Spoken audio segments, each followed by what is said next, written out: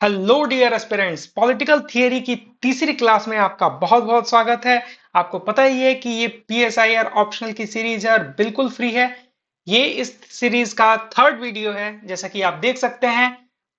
1APT03 मतलब हमारा तीसरा वीडियो। आपको मैंने अभी बता दिया कि ये पीएसआईआर के बिल्कुल फ्री ऑप्शनल सीरीज है। चलिए आगे बढ़ते हैं। ये मेरे बारे में थोड़ी सी डिटेल है। अब आज के कंटेंट पे हम सीधा आते हैं बिना लेट किए हुए। जिसको भी लग रहा है कि वीडियो थोड़ी स्लो है, आप उसको वीडियो को 1.25 या 1.5 अपने कंफर्ट के हिसाब से कर सकते हैं, ताकि आपको वीडियो स्लो ना लगे और आप बोर ना फील करें। चलिए, तो जल्दी जल्दी आज शुरुआत करते हैं। Contemporary approaches. जैसा कि मैंने आपको पहले ही ये बता दिया था और अच्छे से समझाया था पिछले लेक्चर में अपने, कि कंटेम्प्ररी अप्रोचेस को जानने से पहले हमें ट्रेडिशनल अप्रोचेस को जानना होगा। और पिछले लेक्चर में भी मैंने आपको ट्रेडिशनल अप्रोचेस पे बहुत लंबी लेक्चर ली है, लगभग 2 घंटे की है। मैं इसके साथ इसको अटैच कर दूंगा, आप उसको देख लेना। उससे उसी सीरीज में अब हम कंटेम्प्ररी अप्रोचेस को समझेंगे। कंटेम्प्ररी अप्रोचेस क्या होते हैं? बेसिकली वही जो ट्रेडिशनल अप्रोचेस में नहीं होता, या ट्रेडिशनल अप्रोचेस के बाद वाला जो अप्रोचेस होता है उसको कंटेम्प्ररी कहते हैं। एकदम सिंपल भाषा में आपको बता रहा हूं। कंटेम्प्ररी अप्रोच मतलब जो आज के समय में रेलेवेंट हो, जो आज के समय में मुद्दे हो, उसको समझने का तरीका। क्यों समझना है उसको? ताकि पॉलिटिकल साइंस को समझने के लिए, पॉलिटिकल साइंस को समझना है तो हमें कुछ अप्रोचेस चाहिए। आखिर पॉलिटिकल साइंस को हम कैसे समझ सकते हैं? तो इसके कई तरीके होते हैं। एक कंटेम्प्रेरी तरीका होता है और एक ट्रेडिशनल तरीका होता है। ट्रेडिशनल तरीके में मैंने आपको पहले ही समझाया था, हिस्टोरिकल तरीका होता है कि इतिहास के थ्रू, हिस्ट्री के थ्रू हम पॉलिटिकल साइंस को समझने की कोशिश करते हैं। फिलोसफी के थ्रू हम पॉलिटिकल साइंस को समझने की कोशिश करते हैं। इंस्टीट्यूशन के थ्रू हम पॉलिटिकल साइंस को समझने की कोशिश करते हैं। और लीगल अप्रोचेस के थ्रू, ये इस बारे में मैंने बहुत ही डिटेल क्लास दिया हुआ है। आप इसके पिछले वाले लेक्चर में देख लेना। इसमें हम क्या समझेंगे? इसमें पॉलिटिकल साइंसेस के वो अप्रोचेस को समझेंगे जो आज के लिए रेलेवेंट हो और सोशल साइंसेज में कुछ नया एड ऑन करता हो। बेसिकली टेम्पररी, ये कंटेम्पररी अप्रोच जो है वो 19th सेंचुरी से शुरू होता है और ये बेसिकली नेचुरल साइंसेस पे अपने आप को स्टैब्लिश करने की कोशिश करता है। मतलब वो सारी चीजों को जोड़ता है जो आज के कंटेक्स्ट में, आज के परिदेश में हमारे लिए रेलेवेंट है।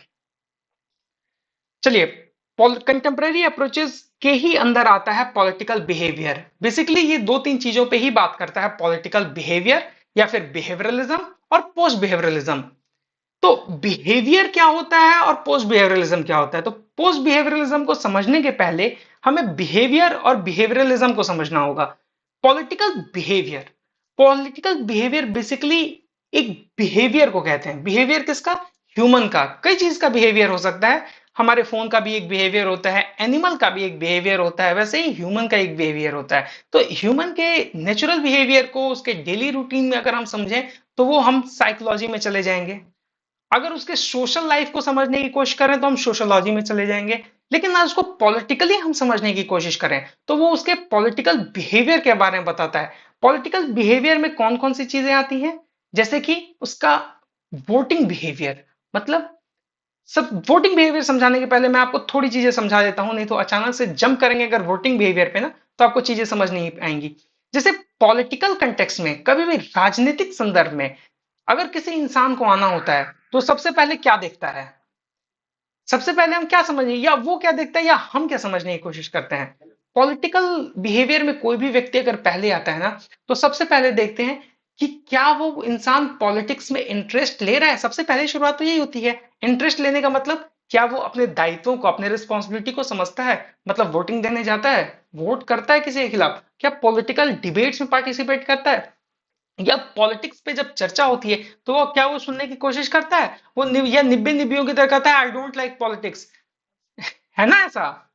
तो इसी कंटेक्स्ट में जब हम समझने की कोशिश करते हैं एक ह्यूमन को, एक इंडिविजुअल को, उसके बिहेवियर को, उसके एक्ट को, उसके इंटरेस्ट को, या फिर एक ग्रुप को, एक इंडिविजुअल या एक ग्रुप को, एक समूह को। जैसे आप देख सकते हो फोटो में, यहाँ कुछ लड़के लड़कियां बैठे हुए हैं ना, तो ये क्या कर रहे हैं? ये पॉलिटिक्स पे कुछ बातें कर रहे हैं। हाँ ठीक है, अपने पार्लियामेंट की तरह नहीं कर रहे, एक दूसरे पे पत्थर नहीं फेंक रहे, एक दूसरे पे जूता चप्पल नहीं चला रहे, बड़े प्यार से बात कर रहे हैं, सभ्य लोग हैं।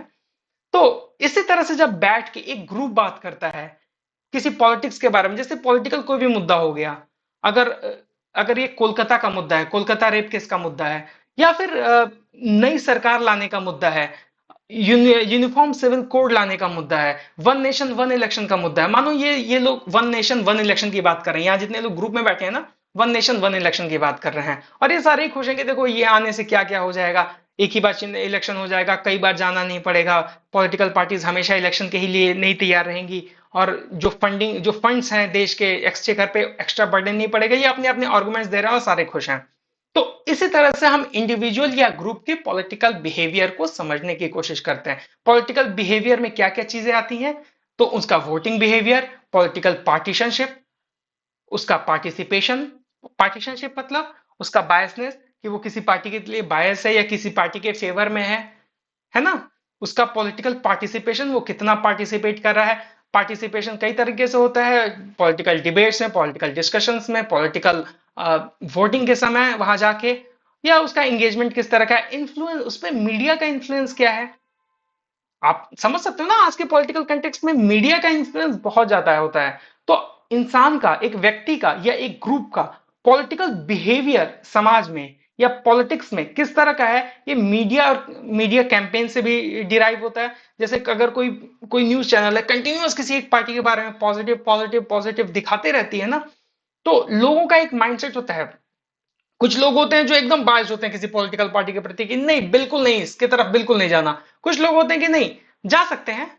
कुछ लोग होते हैं नहीं, जा सकते हैं या देख सकते हैं, वेट एंड वॉच में है, अगर ये अच्छा काम करेगी तो जाएंगे, नहीं अच्छा काम करेगी तो नहीं जाएंगे। कुछ लोग होते हैं कि बिल्कुल जाएंगे, इसी की तरफ जाएंगे। तो जो बिल्कुल नहीं जाना चाहते और जो बिल्कुल जाना चाहते हैं, उन दोनों को हटा दो। और उन दोनों की संख्या बहुत कम होती है, उन दोनों का परसेंटेज, ऐसे लोगों का परसेंटेज बहुत कम होता है, मैक्सिमम न्यूट्रल होते हैं। तो उनके लिए मीडिया इन्फ्लुएंस करती है। पोलराइजेशन की पॉलिटिक्स बहुत काम आती है। ऐसे कंटेक्स्ट में लोग पोलराइज करने की कोशिश करते हैं, मतलब अब एक ध्रुव की तरफ खींचने की कोशिश करते हैं, लोगों का माइंड बदलने की कोशिश करते हैं। और अंत में पॉलिटिकल एटीट्यूड, एक ग्रुप का, एक इंडिविजुअल, एक व्यक्ति का, एक समूह का पॉलिटिकल एटीट्यूड। तो ये सारी जो मैंने आपको चीजें बताई ना, ये पॉलिटिकल बिहेवियर का पार्ट है। अब पॉलिटिकल बिहेवियर का जो पार्ट है ना, उसी को पॉलिटिकल साइंटिस्ट पढ़ते हैं, समझते हैं, जानते हैं, ताकि इसको, इस बिहेवियर के थ्रू वो पॉलिटिकल साइंस को समझ सकें, वो करंट कंटेम्पररी पॉलिटिक्स समझ सकें, और एक पॉलिटिकल थियरी को वो समझ सकें और जान सकें, ताकि पॉलिटिकल साइंस में वो और डेवलप कर सकें। बिहेवियरल अप्रोच, अभी तो मैंने आपको पॉलिटिकल बिहेवियर बता दिया किसी इंडिविजुअल और ग्रुप का। बिहेवियरल अप्रोच क्या होता है, तो जो अभी मैंने आपको तुरंत बताया ना, वो एक्चुअली वो मैंने बिहेवियरल अप्रोच का ही आपको एक डिफिनेशन दिया है, कि पॉलिटिकल साइंस को किस चीज के लिए अप्रोच, ये अप्रोच, बिहेवियरल अप्रोच किस चीज के लिए आखिर, ये पॉलिटिकल साइंस को समझने के लिए है। पॉलिटिकल साइंस को ही समझने के लिए है ना पॉलिटिकल अप्रोच, एक थ्योरी बनाने के लिए है। तो अब हम क्या कर रहे हैं, अब हम किसी स्टेट को नहीं ले रहे, किसी इंस्टीट्यूशन को नहीं ले रहे, किसी कॉन्स्टिट्यूशन को नहीं कंपेयर कर रहे हैं। अब हम क्या कर रहे हैं, इंडिविजुअल, व्यक्ति और ग्रुप, इन दोनों को पढ़ रहे हैं, समझ रहे हैं, इन दोनों के हालात को समझ रहे हैं, इन दोनों के माइंडसेट को समझ रहे हैं, इंडिविजुअल के या ग्रुप के, किसी ग्रुप के माइंडसेट को समझने की कोशिश कर रहे हैं। और तब हम एक पॉलिटिकल थ्योरी, एक पॉलिटिकल साइंस को समझने की कोशिश कर रहे हैं कि अच्छा लोग क्या सोचते हैं। हमने तो इंस्टीट्यूट, अब पहले ट्रेडिशनल में तो हमने बहुत देख लिया कि इंस्टीट्यूशन क्या सोचती है, लीगल सिस्टम क्या सोचता है, या फिर हिस्ट्री कैसे चली आ रही है, हिस्ट्री कैसे फंक्शन करती आई है, आगे क्या करेगी, ये सब तो हमने समझ लिया। लेकिन अब हम लोगों पे फोकस कर रहे हैं। आखिर पॉलिटिकल बिहेवियर अप्रोच जो है, अब तो मैंने समझा दिया आपको बिहेवियरल अप्रोच क्या है। बिहेवियर के थ्रू हम पॉलिटिकल साइंस को समझने की कोशिश करते हैं। आखिर इसकी कहीं ना कहीं शुरुआत हुई होगी ना। हम कैसे समझ सकते हैं या कैसे पता लगा सकते हैं कि पॉलिटिकल बिहेवियरल अप्रोच की शुरुआत हो गई, या बिहेवियर अब लोगों ने पढ़ना शुरू कर दिया। तो बेसिकली इसका जो ट्रेसेस मिलता है ना हम लोग को, वो है ग्राहम वॉलेस की ह्यूमन नेचर इन पॉलिटिक्स में, और आर्थर बेंटले की द प्रोसेस ऑफ गवर्नमेंट में। ये दो इनिशियल बुक्स हैं, ये दो इनिशियल राइटिंग्स हैं इन दोनों की, ग्राहम वॉलेस की और बेंटले की, जिससे हम समझते हैं कि हाँ, अब पॉलिटिकल थिंकर बिहेवियर अप्रोच को समझने की कोशिश करते हैं। आखिर ये रिप्रेजेंट क्या करता है, ये पॉलिटिकल बिहेवियर या कंटेम्प्ररी में जो ये बिहेवियरल अप्रोच है, ये क्या रिप्रेजेंट करने की कोशिश करता है, ये सिंपली यही बताता है हम लोगों को कि अब हमने ट्रेडिशनल अप्रोच और पॉलिटिकल एनालिसिस का साथ छोड़ दिया है, और अब हम क्या करेंगे, अब हम इंपेरिकल रिसर्च को समझेंगे। इंपेरिकल मतलब क्या होता है, इंपेरिकल मतलब जो व्यक्ति खुद से जाके ऑब्जर्व करता है। बेसिकली आप लोग हमेशा ये जानना और समझने की कोशिश करना कि इंपेरिकल और साइंटिफिक दोनों सिनोनिम नहीं होते।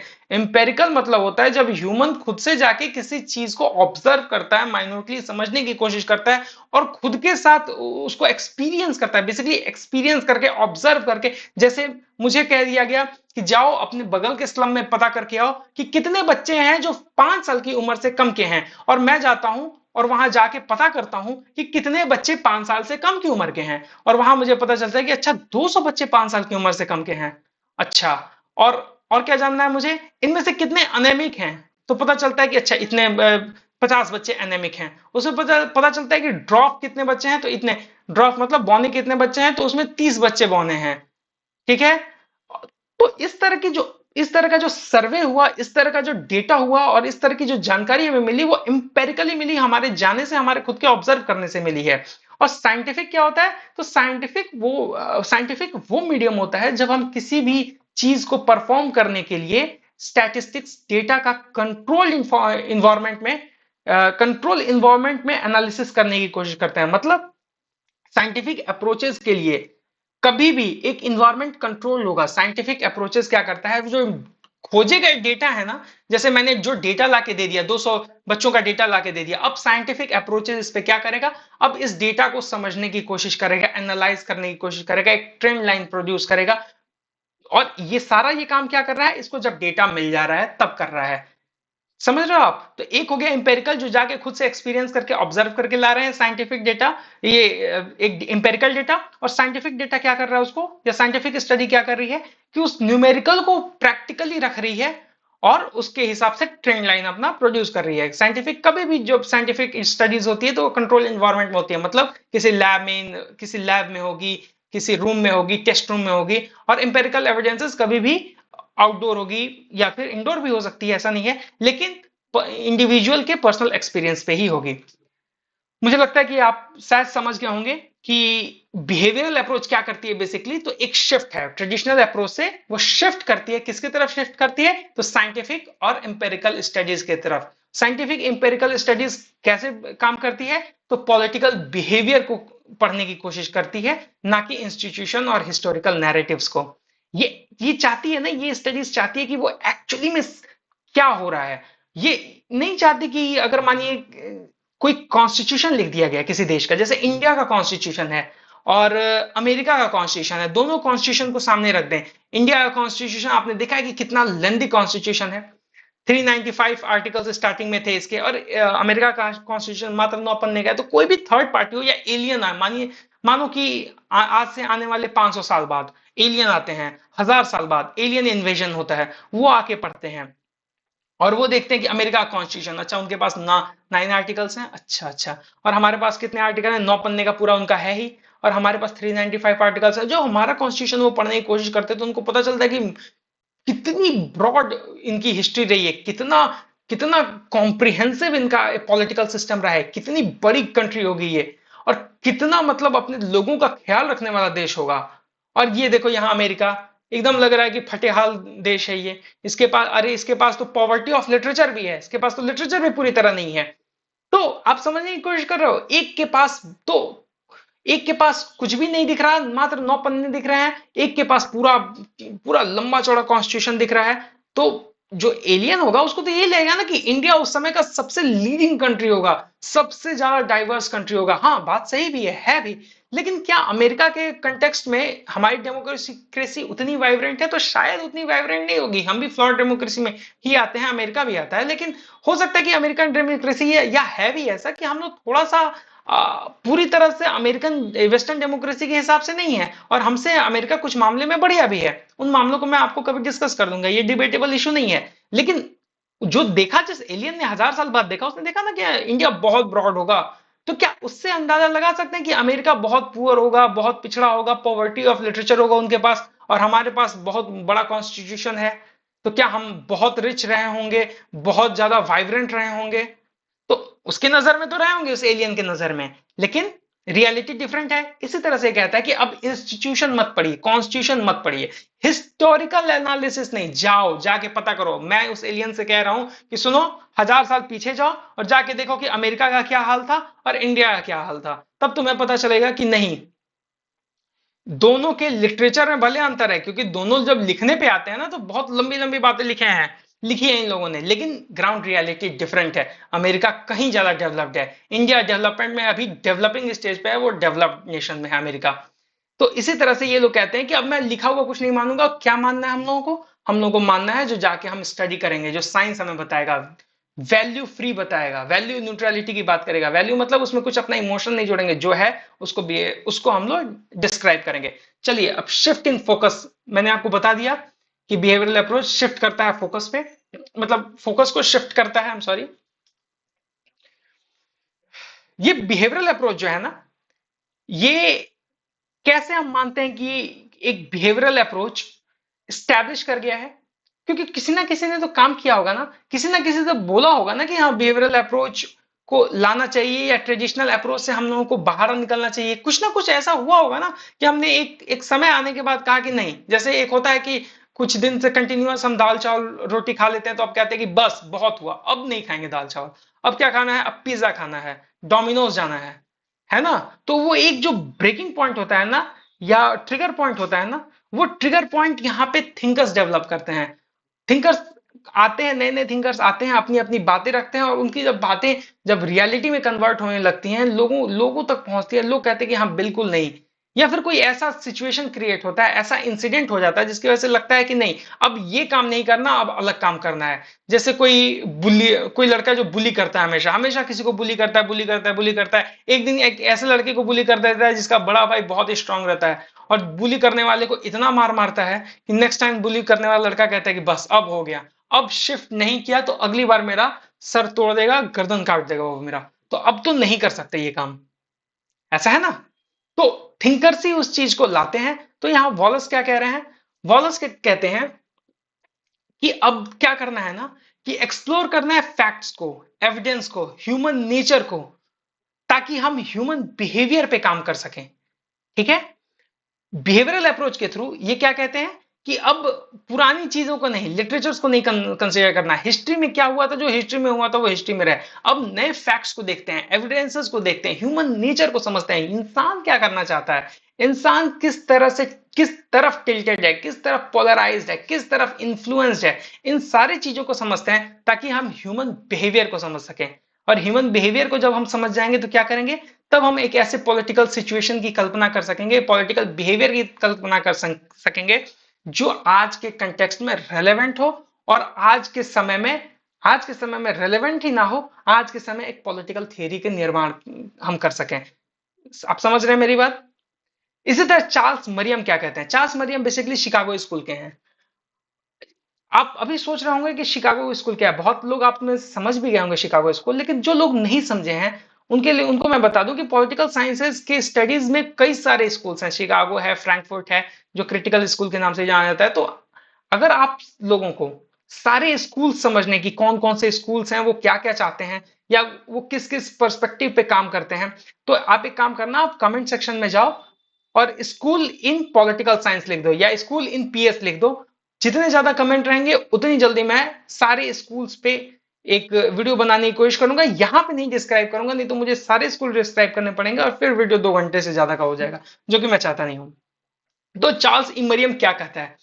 ये कहता है ना कि जो ट्रेडिशनल अप्रोचेस के जो थियरी है ना, जो प्रोजेक्ट ये ट्रेडिशनल अप्रोच है ना, वो कहां लैक करता है, तो वो साइंटिफिक विगर में लैक करता है। वो अपने न्यू एस्पेक्ट ऑफ पॉलिटिक्स में उन्होंने बताया कि जितने भी अप्रोचेस अभी तक ट्रेडिशनल अप्रोचेस रहे हैं ना, वो साइंटिफिक नहीं रहे हैं, और वो और वो जानबूझ के इग्नोर करते हैं साइंटिफिक चीजों को। और वो क्या इंपोज करते हैं?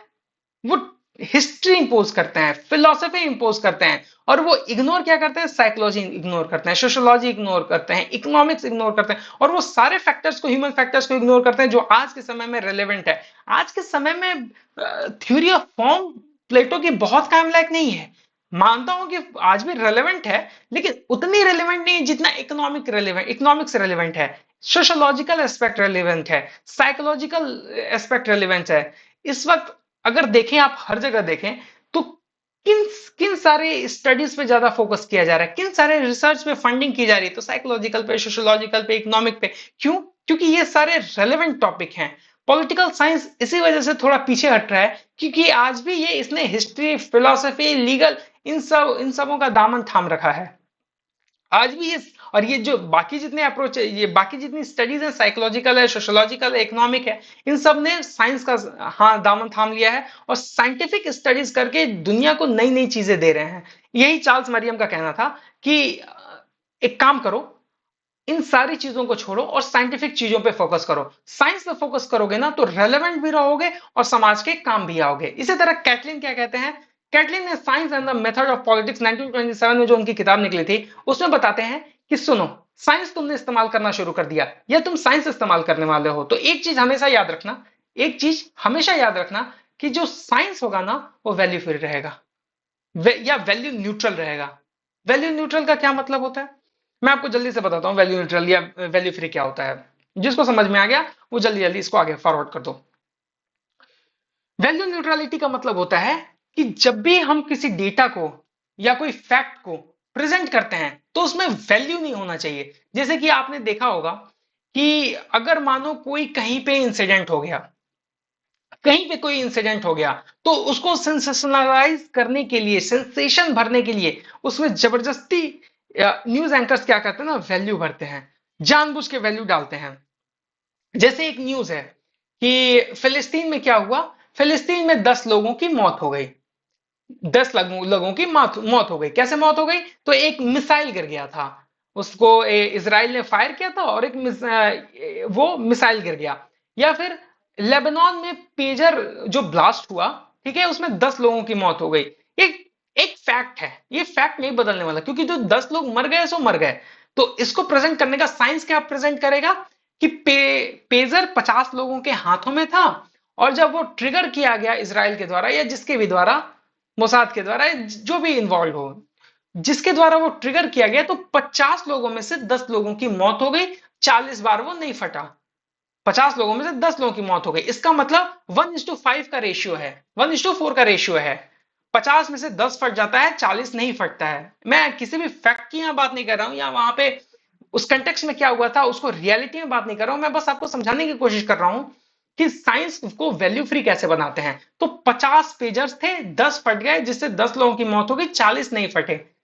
तो ये एक सिंपल है। डेटा को आप जब प्रेजेंट करेंगे तो फ्यूचर में आपको याद रहेगा कि अगर किसी देश को किसी देश में जाके पेजर अटैक करना है या पेजर ब्लास्ट करना है तो हमेशा याद रखेंगे कि 50 पेजर्स जब वो रखेंगे ना तो 10 फटेगा और 40 नहीं फटेगा। ये ऐसा कंडीशन हो सकता है। तो ये होता है साइंस।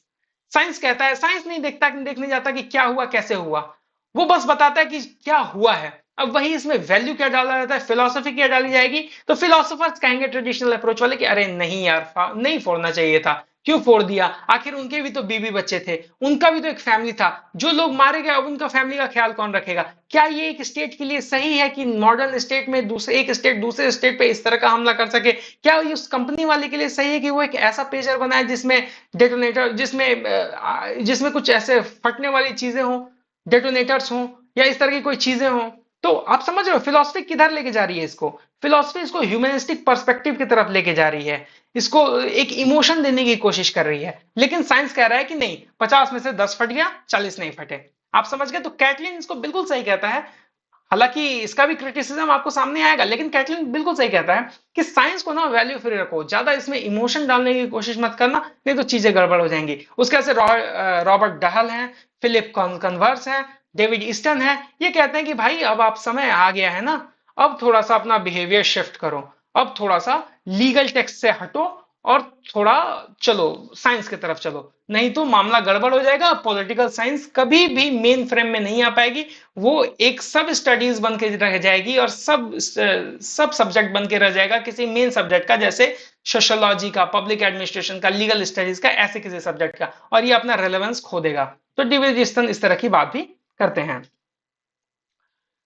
डेविड ईस्टन ने बहुत ही बढ़िया काम किया था बिहेवियरल अप्रोच में। मैं अभी आपको डेविड ईस्टन के बारे में थोड़ी सी चीजें बता देता हूं, उसके बाद से आपको डेविड ईस्टन को जब मैं यहां पढ़ूंगा तो आपको बहुत सारी चीजें क्लियर हो जाएंगी और आपको किसी भी तरह का कोई कंफ्यूजन रहेगा नहीं।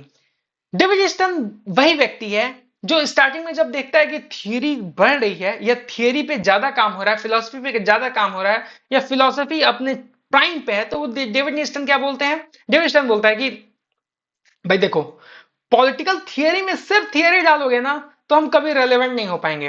पॉलिटिकल थियरी सिर्फ फिलोसफी डालोगे, हिस्ट्री डालोगे, लीगल एस्पेक्ट्स डालोगे ना तो हम कभी रेलेवेंट नहीं हो पाएंगे। और रेलेवेंट हो भी कैसे सकते हैं, क्योंकि हमको रेलेवेंट होने के लिए भी एक कंटेक्स्ट चाहिए, और कंटेक्स्ट आपके पास 500 साल पुराना है।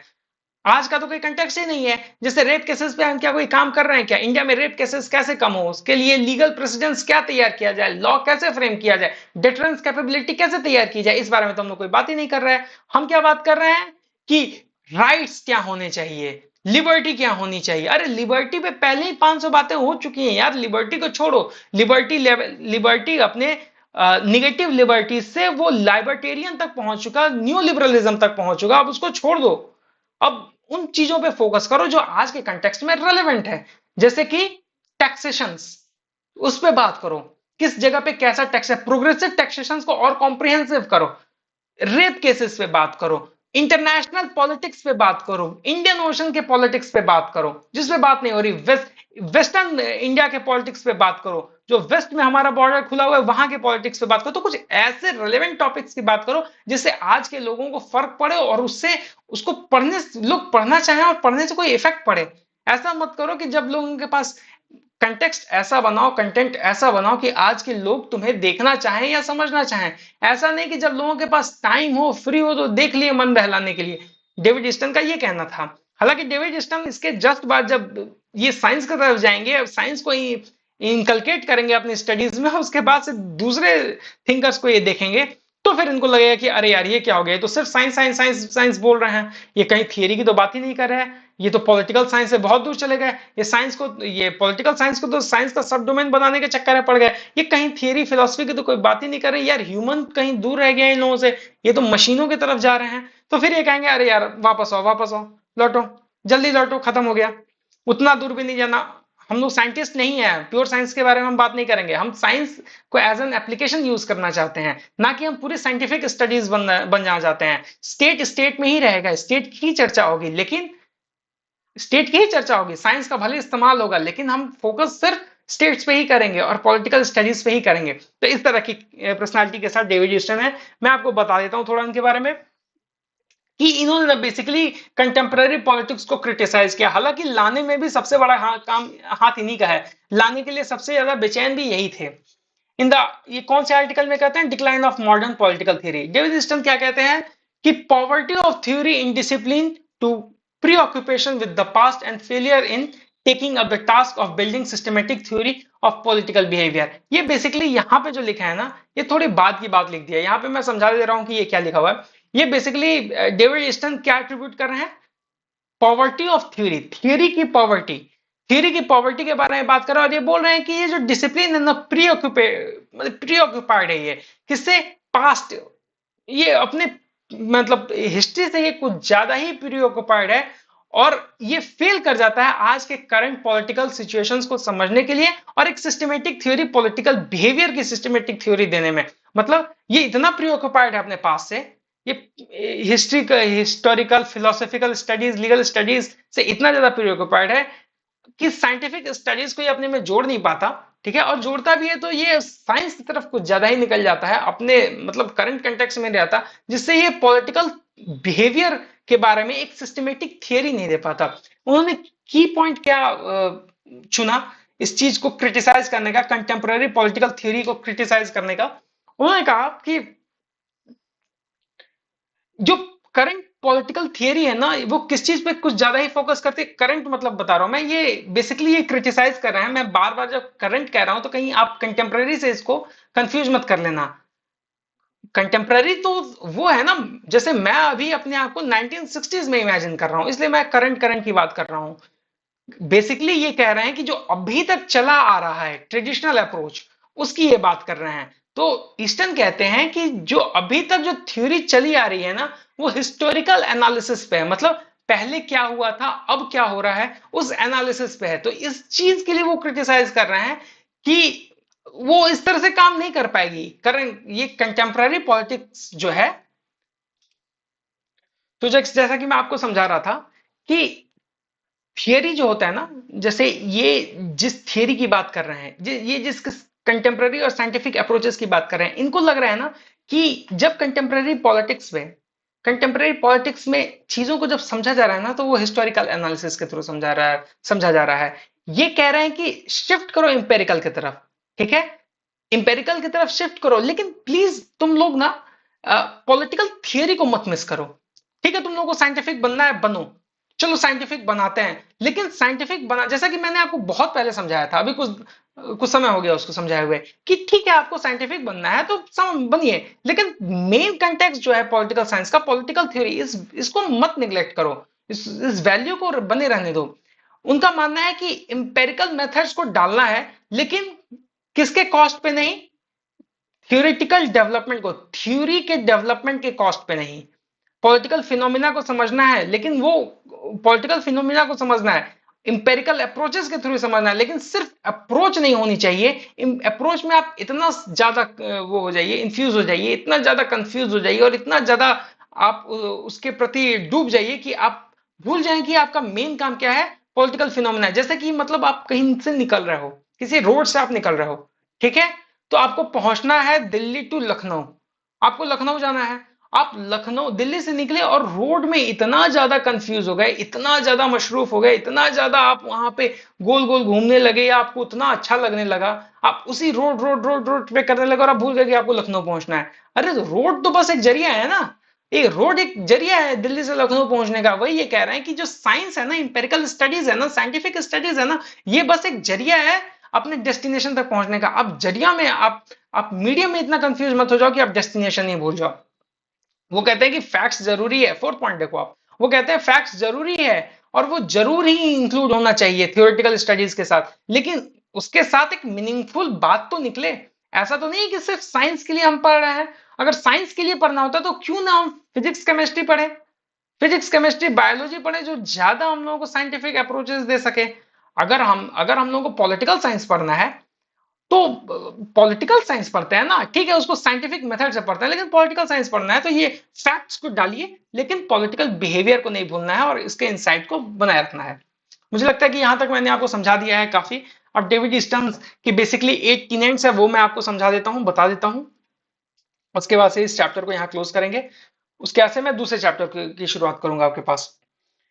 उन्होंने बेसिकली 8 टीनेंट ऑफ बिहेवियरलिज्म बताया। उन्होंने कहा कि बिहेवियरलिज्म की शुरुआत करते हैं, चलो बहुत अच्छी बात है, बिहेवियर को समझते हैं, पॉलिटिकल बिहेवियर को समझते हैं, ह्यूमन बिहेवियर को समझते हैं, ताकि पॉलिटिकल साइंस हम समझ सके। तो पॉलिटिकल साइंस के 8 बिहेवियरलिज्म को उन्होंने बताया, ताकि साइंटिफिक स्टडी, बेसिकली ये बताने का क्या मतलब है, ताकि पॉलिटिकल थ्योरी में वो साइंटिफिक स्टडीज डाल सकें, वो ऐसे टॉपिक्स को डाल सकें, वो ऐसे इश्यूज को डाल सकें, जिससे पॉलिटिकल थ्योरी जो है ना, वो ज्यादा रिच हो सके, पॉलिटिकल साइंस रिच हो सके, कंटेम्प्रेरी कंटेक्स्ट में रेलेवेंट हो सके, जिसमें सबसे पहले आता है regularities, verification, technique, quantification, value, systematisation, pure science, integration.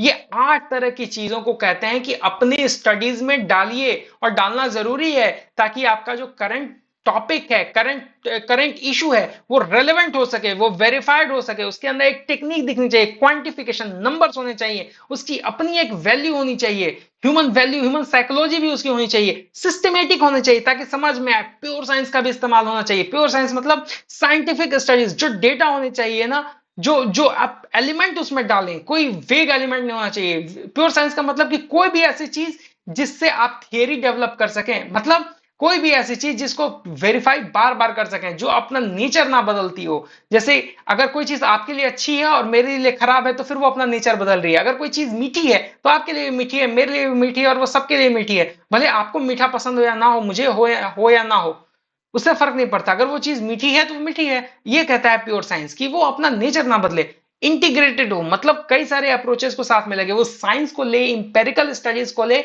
और साथ ही में क्या इसलिए आप थ्योरी के वैल्यूज को भी ले, पॉलिटिकल थ्योरी, पॉलिटिकल इंटीग्रेशन को भी अपने साथ में रखे, ताकि थ्योरेटिकल डेवलपमेंट हो सके और रेगुलरिटीज में रहे।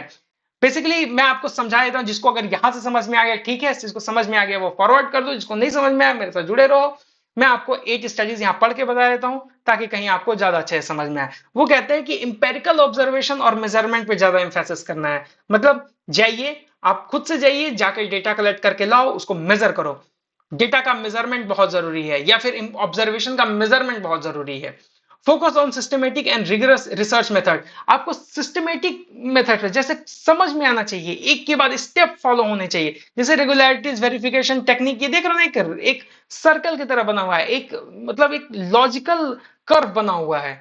तो उसी तरह कह रहा है कि ये सिस्टमेटिक रिसर्च करो, ऐसा ना हो कि आपने कुछ लिख दिया, सामने वाला आप उसको इन्फर करते रहे 24 घंटे, क्या कहा था क्या कहा था, और जब इन्फर करने लगेगा तो उसमें एजम्पशन भी आने लगेगा, और एजम्पशन आने लगेगा तो कोई कुछ समझेगा, कोई कुछ समझेगा, हर कोई ओपन एंडेड हो गया, हर कोई अपने हिसाब से समझ रहा है, तो ये गलत हो जाएगा, फिर ये साइंटिफिक स्टडी नहीं रही, फिर ये फिलोसफी की तरफ हम लोग सारे लोग चले जाएंगे।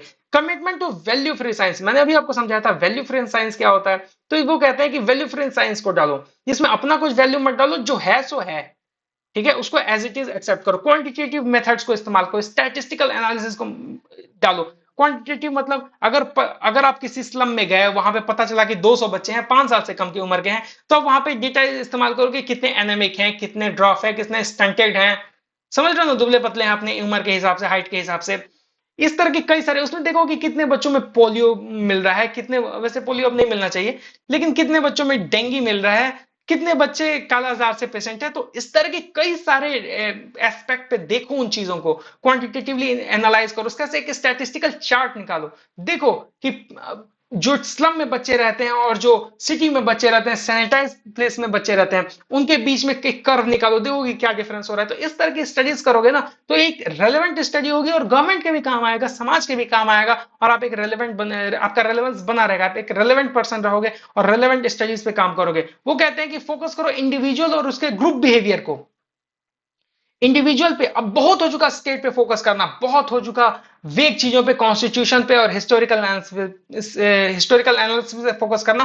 अब इंडिविजुअल फोकस करो, व्यक्ति की बात करो, समूह की बात करो, छोटे से ग्रुप की बात करो, बहुत ज्यादा लोगों की बात नहीं करनी। अगर जब तक इंसान को नहीं समझोगे तो इंसान की मजबूरी और इंसान की अच्छाई को कैसे समझोगे, इंसान की मजबूरी अच्छाई को ही नहीं समझेंगे तो फिर इंसान का टिल्टेशन किधर है, इंसान का रुझान किधर है, पॉलिटिकल पॉलिटिकल डायनेमिक्स वो किधर जा रहा है, तो फिर आप कॉन्स्टिट्यूशन समझते रह जाओगे और इंसान कुछ ऐसा कर जाएगा, फिर आप उस पर अलग कॉन्स्टिट्यूशन लिखोगे, सारा कॉन्स्टिट्यूशन धरा रह गया, और जब अथॉरिटेरियनिज्म उफान पे चढ़ा तो सारा इन लोग सारा राइट लिबर्टी इक्वालिटी रखे रह गए। इस वक्त सारा कॉन्स्टिट्यूशन धरा का धरा रह गया। अफगानिस्तान में क्या हो जा रहा है, जब जब एक म्यूजिक तक बैंड हो जा रहा है, किसी वुमेन का राइट नहीं बच रहा है, किसी को भी कोई राइट अवेलेबल नहीं है, जो भी है वो स्टेट है, सरिया कानून पे पूरा देश चल रहा है। खैर, जिस कानून पे चलाना है आप चलाओ, लेकिन कम से कम बेसिक ह्यूमन राइट तो रहनी चाहिए यार। तो सारी चीजें तो चली गई, तो अब ये कह रहा है कि नहीं, अब हम स्टेट पे बात नहीं कर सकते, स्टेट पे बात करेंगे तो फिर अथॉरिटेरियनिज्म की तरफ जाएंगे, कॉन्स्टिट्यूशन पे बात करेंगे तो स्टेट को मजबूत करने की बात करेंगे, इंडिविजुअल बात करते हैं, छोटे ग्रुप पे बात करते हैं, या ग्रुप के बिहेवियर पे बात करते हैं। वो कहते हैं कि पॉलिटिकल स्टडीज में पॉलिटिकल प्रोसेस को समझने की कोशिश करो, सीधे कंक्लूजन पे मत पहुंचो, पॉलिटिकल प्रोसेस की समझ नहीं करो। पॉलिटिकल प्रोसेस मतलब एक कैंडिडेट खड़ा होता है, खड़ा होने के उसको टिकट मिलता है, वो इलेक्शन में खड़ा होता है, वो कैसे कैसे प्रचार करता है, वो कहां कहां घूमता है, वोट कैसे मांगता है, लोगों को कैसे मैनिपुलेट करता है, अपनी तरफ पोलराइज कैसे करता है, वो लोगों को इन्फ्लुएंस कैसे करता है, वो अपने मुद्दों को कैसे रखता है, एजेंडा को कैसे पुश करता है, अपने पार्टी के मैनिफेस्टेशन को कैसे रखता है, अपने पार्टी के मैनिफेस्टो को कैसे रखता है, वो लोगों को अट्रैक्ट कैसे करता है आने के लिए, वो क्या किस तरह की सुविधाएं प्रोवाइड करता है वोटिंग सेंटर्स पे जाने के लिए, वोटिंग स्टेशन पे, पोलिंग बूथ पे जाने के लिए, वहां पे वो कैसे अपने लिए वोट इकट्ठा करता है। उसके बाद से जब वो जीत जाता है तो वो किस तरह से अपने लोगों का ख्याल रखता है, कितने गवर्नमेंट स्कीम्स इंप्लीमेंट कराता है, कितने लोगों की बातें सुनता है, और लोगों की बात सुन के कितना पार्लियामेंट में या स्टेट लेजिस्लेटिव असेंबली में वो किस तरह से अपनी बातें रखता है। ये पूरा पॉलिटिकल स्टडी है, ये पूरा पॉलिटिकल प्रोसेस है। इस पूरे पॉलिटिकल प्रोसेस को समझो, ये नहीं कि सिर्फ ये जान लो कि हाँ इस जगह से कैंडिडेट खड़े होते हैं क्योंकि ये संविधान में लिखा हुआ है, यहां पे हमारा काम नहीं खत्म होता, हमारा काम है पूरा पॉलिटिकल प्रोसेस समझना। ये बेसिकली ये कहने की कोशिश करता है। एक जनरलाइजेबल एक थ्योरी को बनाने की, एक जनरलाइज थ्योरी को बनाने की कोशिश करो, और उसके हिसाब से लॉ बनाओ। जनरलाइज थ्योरी मतलब कभी भी जब जनरलाइज आप थ्योरी जनरलाइज सब समझो ना या सुनो ना, तो आप समझने की कोशिश करो कि ऐसी थ्योरी का निर्माण करने की बात कर रहा है, ऐसे थ्योरेटिकल एस्पेक्ट को रखने की कोशिश कर रहा है जो जनरलाइज हो सके। जनरलाइज मतलब वो आपके लिए भी सेम हो, मेरे लिए भी सेम हो, या कहीं लेके चले जाओ वो सेम ही हो, वो जनरल है, उसमें कोई स्पेशल इफेक्ट नहीं है। ऐसा नहीं है कि धूप में रख दोगे काला पड़ जाएगा और फिर छाए में रख दोगे तो नीला पड़ जाएगा, ऐसा बिल्कुल नहीं होना चाहिए। वो जहां ले जाओ अपने हिसाब से काम करेगा। हाँ ठीक है, थोड़ा सा उसमें डिफरेंसेस है, जैसे कि अगर एक एक कैंडिडेट खड़ा हो रहा है हिमाचल प्रदेश से, मानो मंडी से खड़ी हो रही है कंगना रनौत,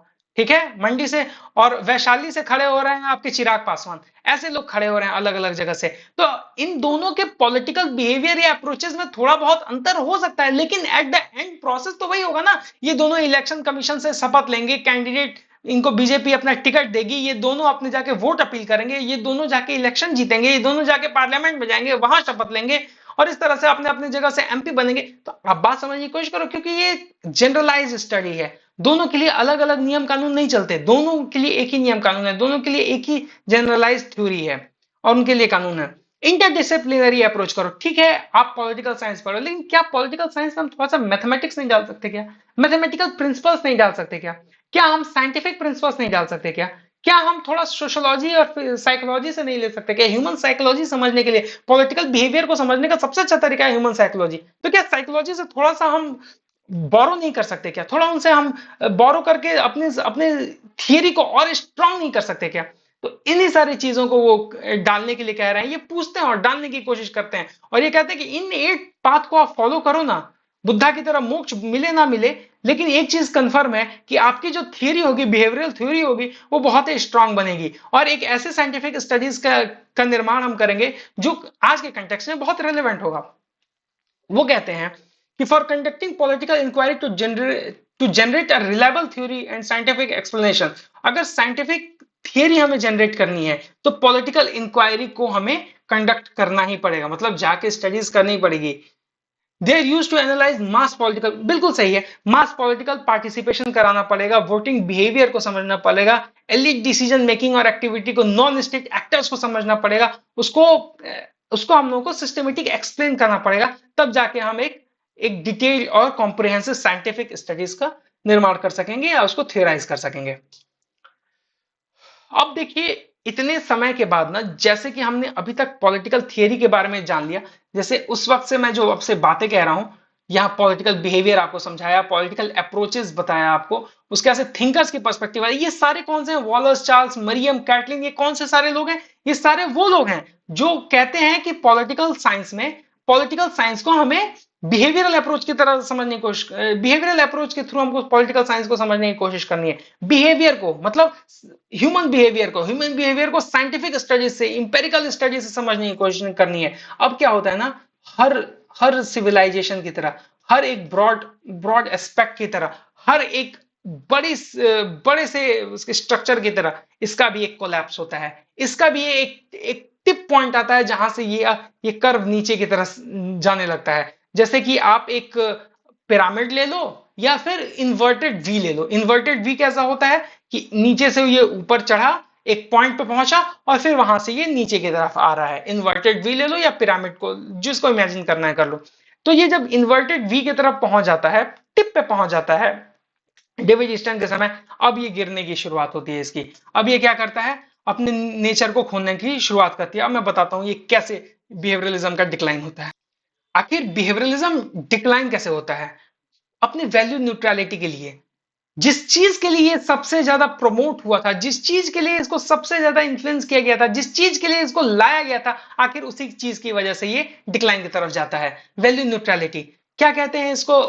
करंट जो बिहेवियरलिज्म, जो पोस्ट बिहेवियरलिज्म के सपोर्टर्स हैं, वो क्या करके इसको क्रिटिसाइज करते हैं कि ये वैल्यू न्यूट्रल है, ये वैल्यूज की बात ही नहीं करता, ये सिर्फ क्वांटिटेटिव मेथड्स की बात करता है, सिर्फ उसको ओवर एम्फेसाइज करता है, ये नेग्लेक्ट करता है नॉर्मेटिव क्वेश्चन को, जस्टिस को, राइट को, एथिकल कंसिडरेशन को एकदम एकदम इग्नोर करके चलता है, साइडलाइन करके चलता है, ये सिर्फ मेथड मेथड मेथड की बात करता है। ये वही उसी चीज की बात कर रहा है जिस चीज को मैं आपको समझाने की कोशिश कर रहा हूं कि दिल्ली से निकलना है, लखनऊ पहुंचना है, ये सिर्फ रास्ते की ही बात कर रहा है, रास्ते की ही तारीफ कर रहा है, कभी डेस्टिनेशन की बात ही नहीं कर रहा है। इसको लखनऊ जाना है तो ये सीधा लखनऊ क्यों नहीं जा रहा? जैसे जस्टिस, इसका पॉलिटिकल साइंस का काम क्या है? उन सारे नॉर्मेटिव एक्सपेक्ट को, नॉर्मेटिव क्वेश्चंस को आंसर करना, जिसको बाकी स्टडीज नहीं छूते हैं। जैसे कई सारे स्टडीज हैं दुनिया में जिसके अलग अलग डोमेन है, अलग अलग सब्जेक्ट हैं, जिसको वो डील करते हैं। सोशोलॉजी सोशल एस्पेक्ट्स को डील करता है, तो हमारा एस्पेक्ट क्या है? पॉलिटिकल साइंस वालों का क्या काम है कि उन एस्पेक्ट्स को डील करना जिसको बाकी नहीं टच करते। जैसे हमारा कोर डोमेन है justice, right, equality, politics, constitution, government, state, ये हमारा कोर डोमेन है ना।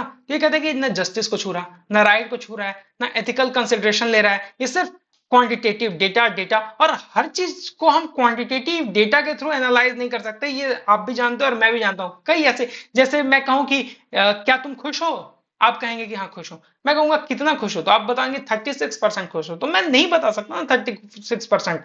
या आप मुझसे पूछो कि भाई तुम कितना खुश हो, मैं कह दूंगा 27.5% तो आज खुश हो गया हूँ भाई। आप कहोगे इसका कोई मतलब बनता है, मैं भी कहूंगा नहीं बनता है। तो मैं कहूंगा कि फिर नहीं, लेकिन मैं तो 27.5% ही खुश हूं। आप कहोगे कुछ ऐसा बताओ ना, तो वही मैं कहूंगा कि अरे यार मैं कैसे बता सकता हूं मैं कितना खुश हूं, या तो मैं बहुत खुश हूं या बहुत बहुत ज्यादा खुश हूं। लेकिन ये बहुत बहुत कभी भी डेटा के टर्म में आ सकता है क्या? नहीं आ सकता, कभी नहीं आ सकता, क्योंकि कुछ चीजें हैं जो वैल्यू न्यूट्रल नहीं हो सकती, उसमें वैल्यू आएगा ही। मैं कहूंगा कि आप खुश हैं अपनी जिंदगी से, आप कहोगे हाँ ठीक है, अच्छा है, बढ़िया चल रहा है, यूपीएससी ने तो झंड कर रखी है, लेकिन ठीक है चल जाएगा काम अपना।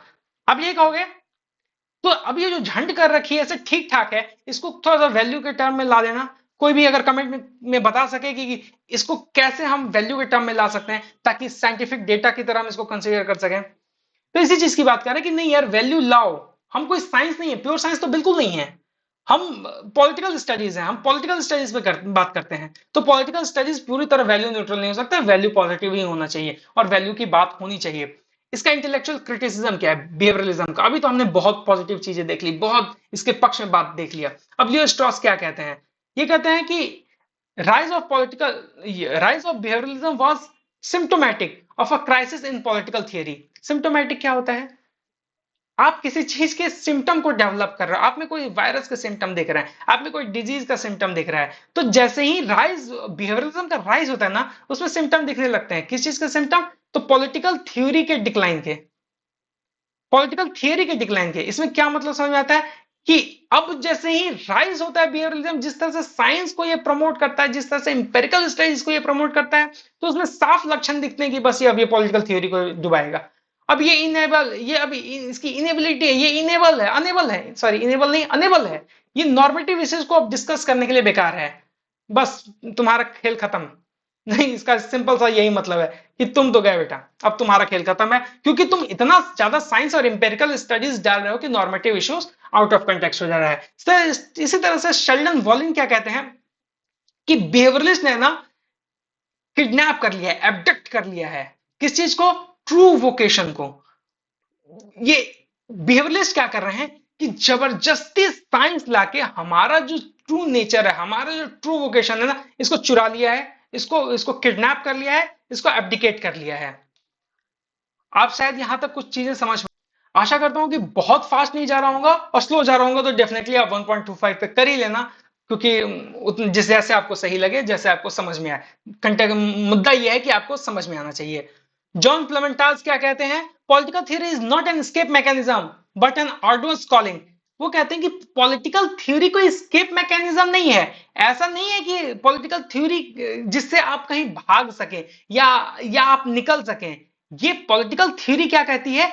आर्डुअस कॉलिंग है। मतलब आर्डुअस कॉलिंग का मतलब ये एक बहुत हार्ड वर्किंग, ये आपसे हार्ड वर्क होता है। आप पॉलिटिकल थ्योरी के नाम पे, पॉलिटिकल थ्योरी का नाम लेके आप कहीं धीरे से निकल नहीं सकते। आप साइंटिफिक डेटा वाटा ठूस ठास के सोचते हैं कि, तो कुछ बच्चे होते हैं ना कि अगर कुछ आंसर नहीं पता चलता है, जैसे कि हमेशा ही हमारे इकोनॉमिक सर्वे में किया जाता है, यही काम किया जाता है। डेटा छोटा सा है, काम कुछ है नहीं बहुत ज्यादा, क्या करते हैं कि दुनिया भर की चार्ट ग्राफ लगा के उसको 300 पन्ने का स्टडीज बना देते हैं हमारे इकोनॉमिक सर्वे को। उसी तरह से करें कि पॉलिटिकल थ्योरी कोई स्केप मैकेनिज्म नहीं कि आप थ्योरी का नाम ले लिए, उल्टा सीधा डेटा प्रेजेंट कर दिए, दुनिया भर का 20 पन्ने का चार्ट प्रेजेंट कर दिए और कह दिए कि वाह वाह पॉलिटिकल साइंस की पॉलिटिकल थ्योरी हो गई। नहीं, पॉलिटिकल थ्योरी ये नहीं है, ये एक कॉलिंग है। किस चीज की कॉलिंग है? हार्डवर्क की कॉलिंग है। आप खोजिए, मेहनत कीजिए, निकालिए। सिर्फ डेटा भर देने से हम नहीं मानेंगे कि आपने बहुत मेहनत की है और पॉलिटिकल थ्योरी का निर्माण हो गया। आप मेहनत कीजिए, आप डेटास को निकालना है तो निकालिए,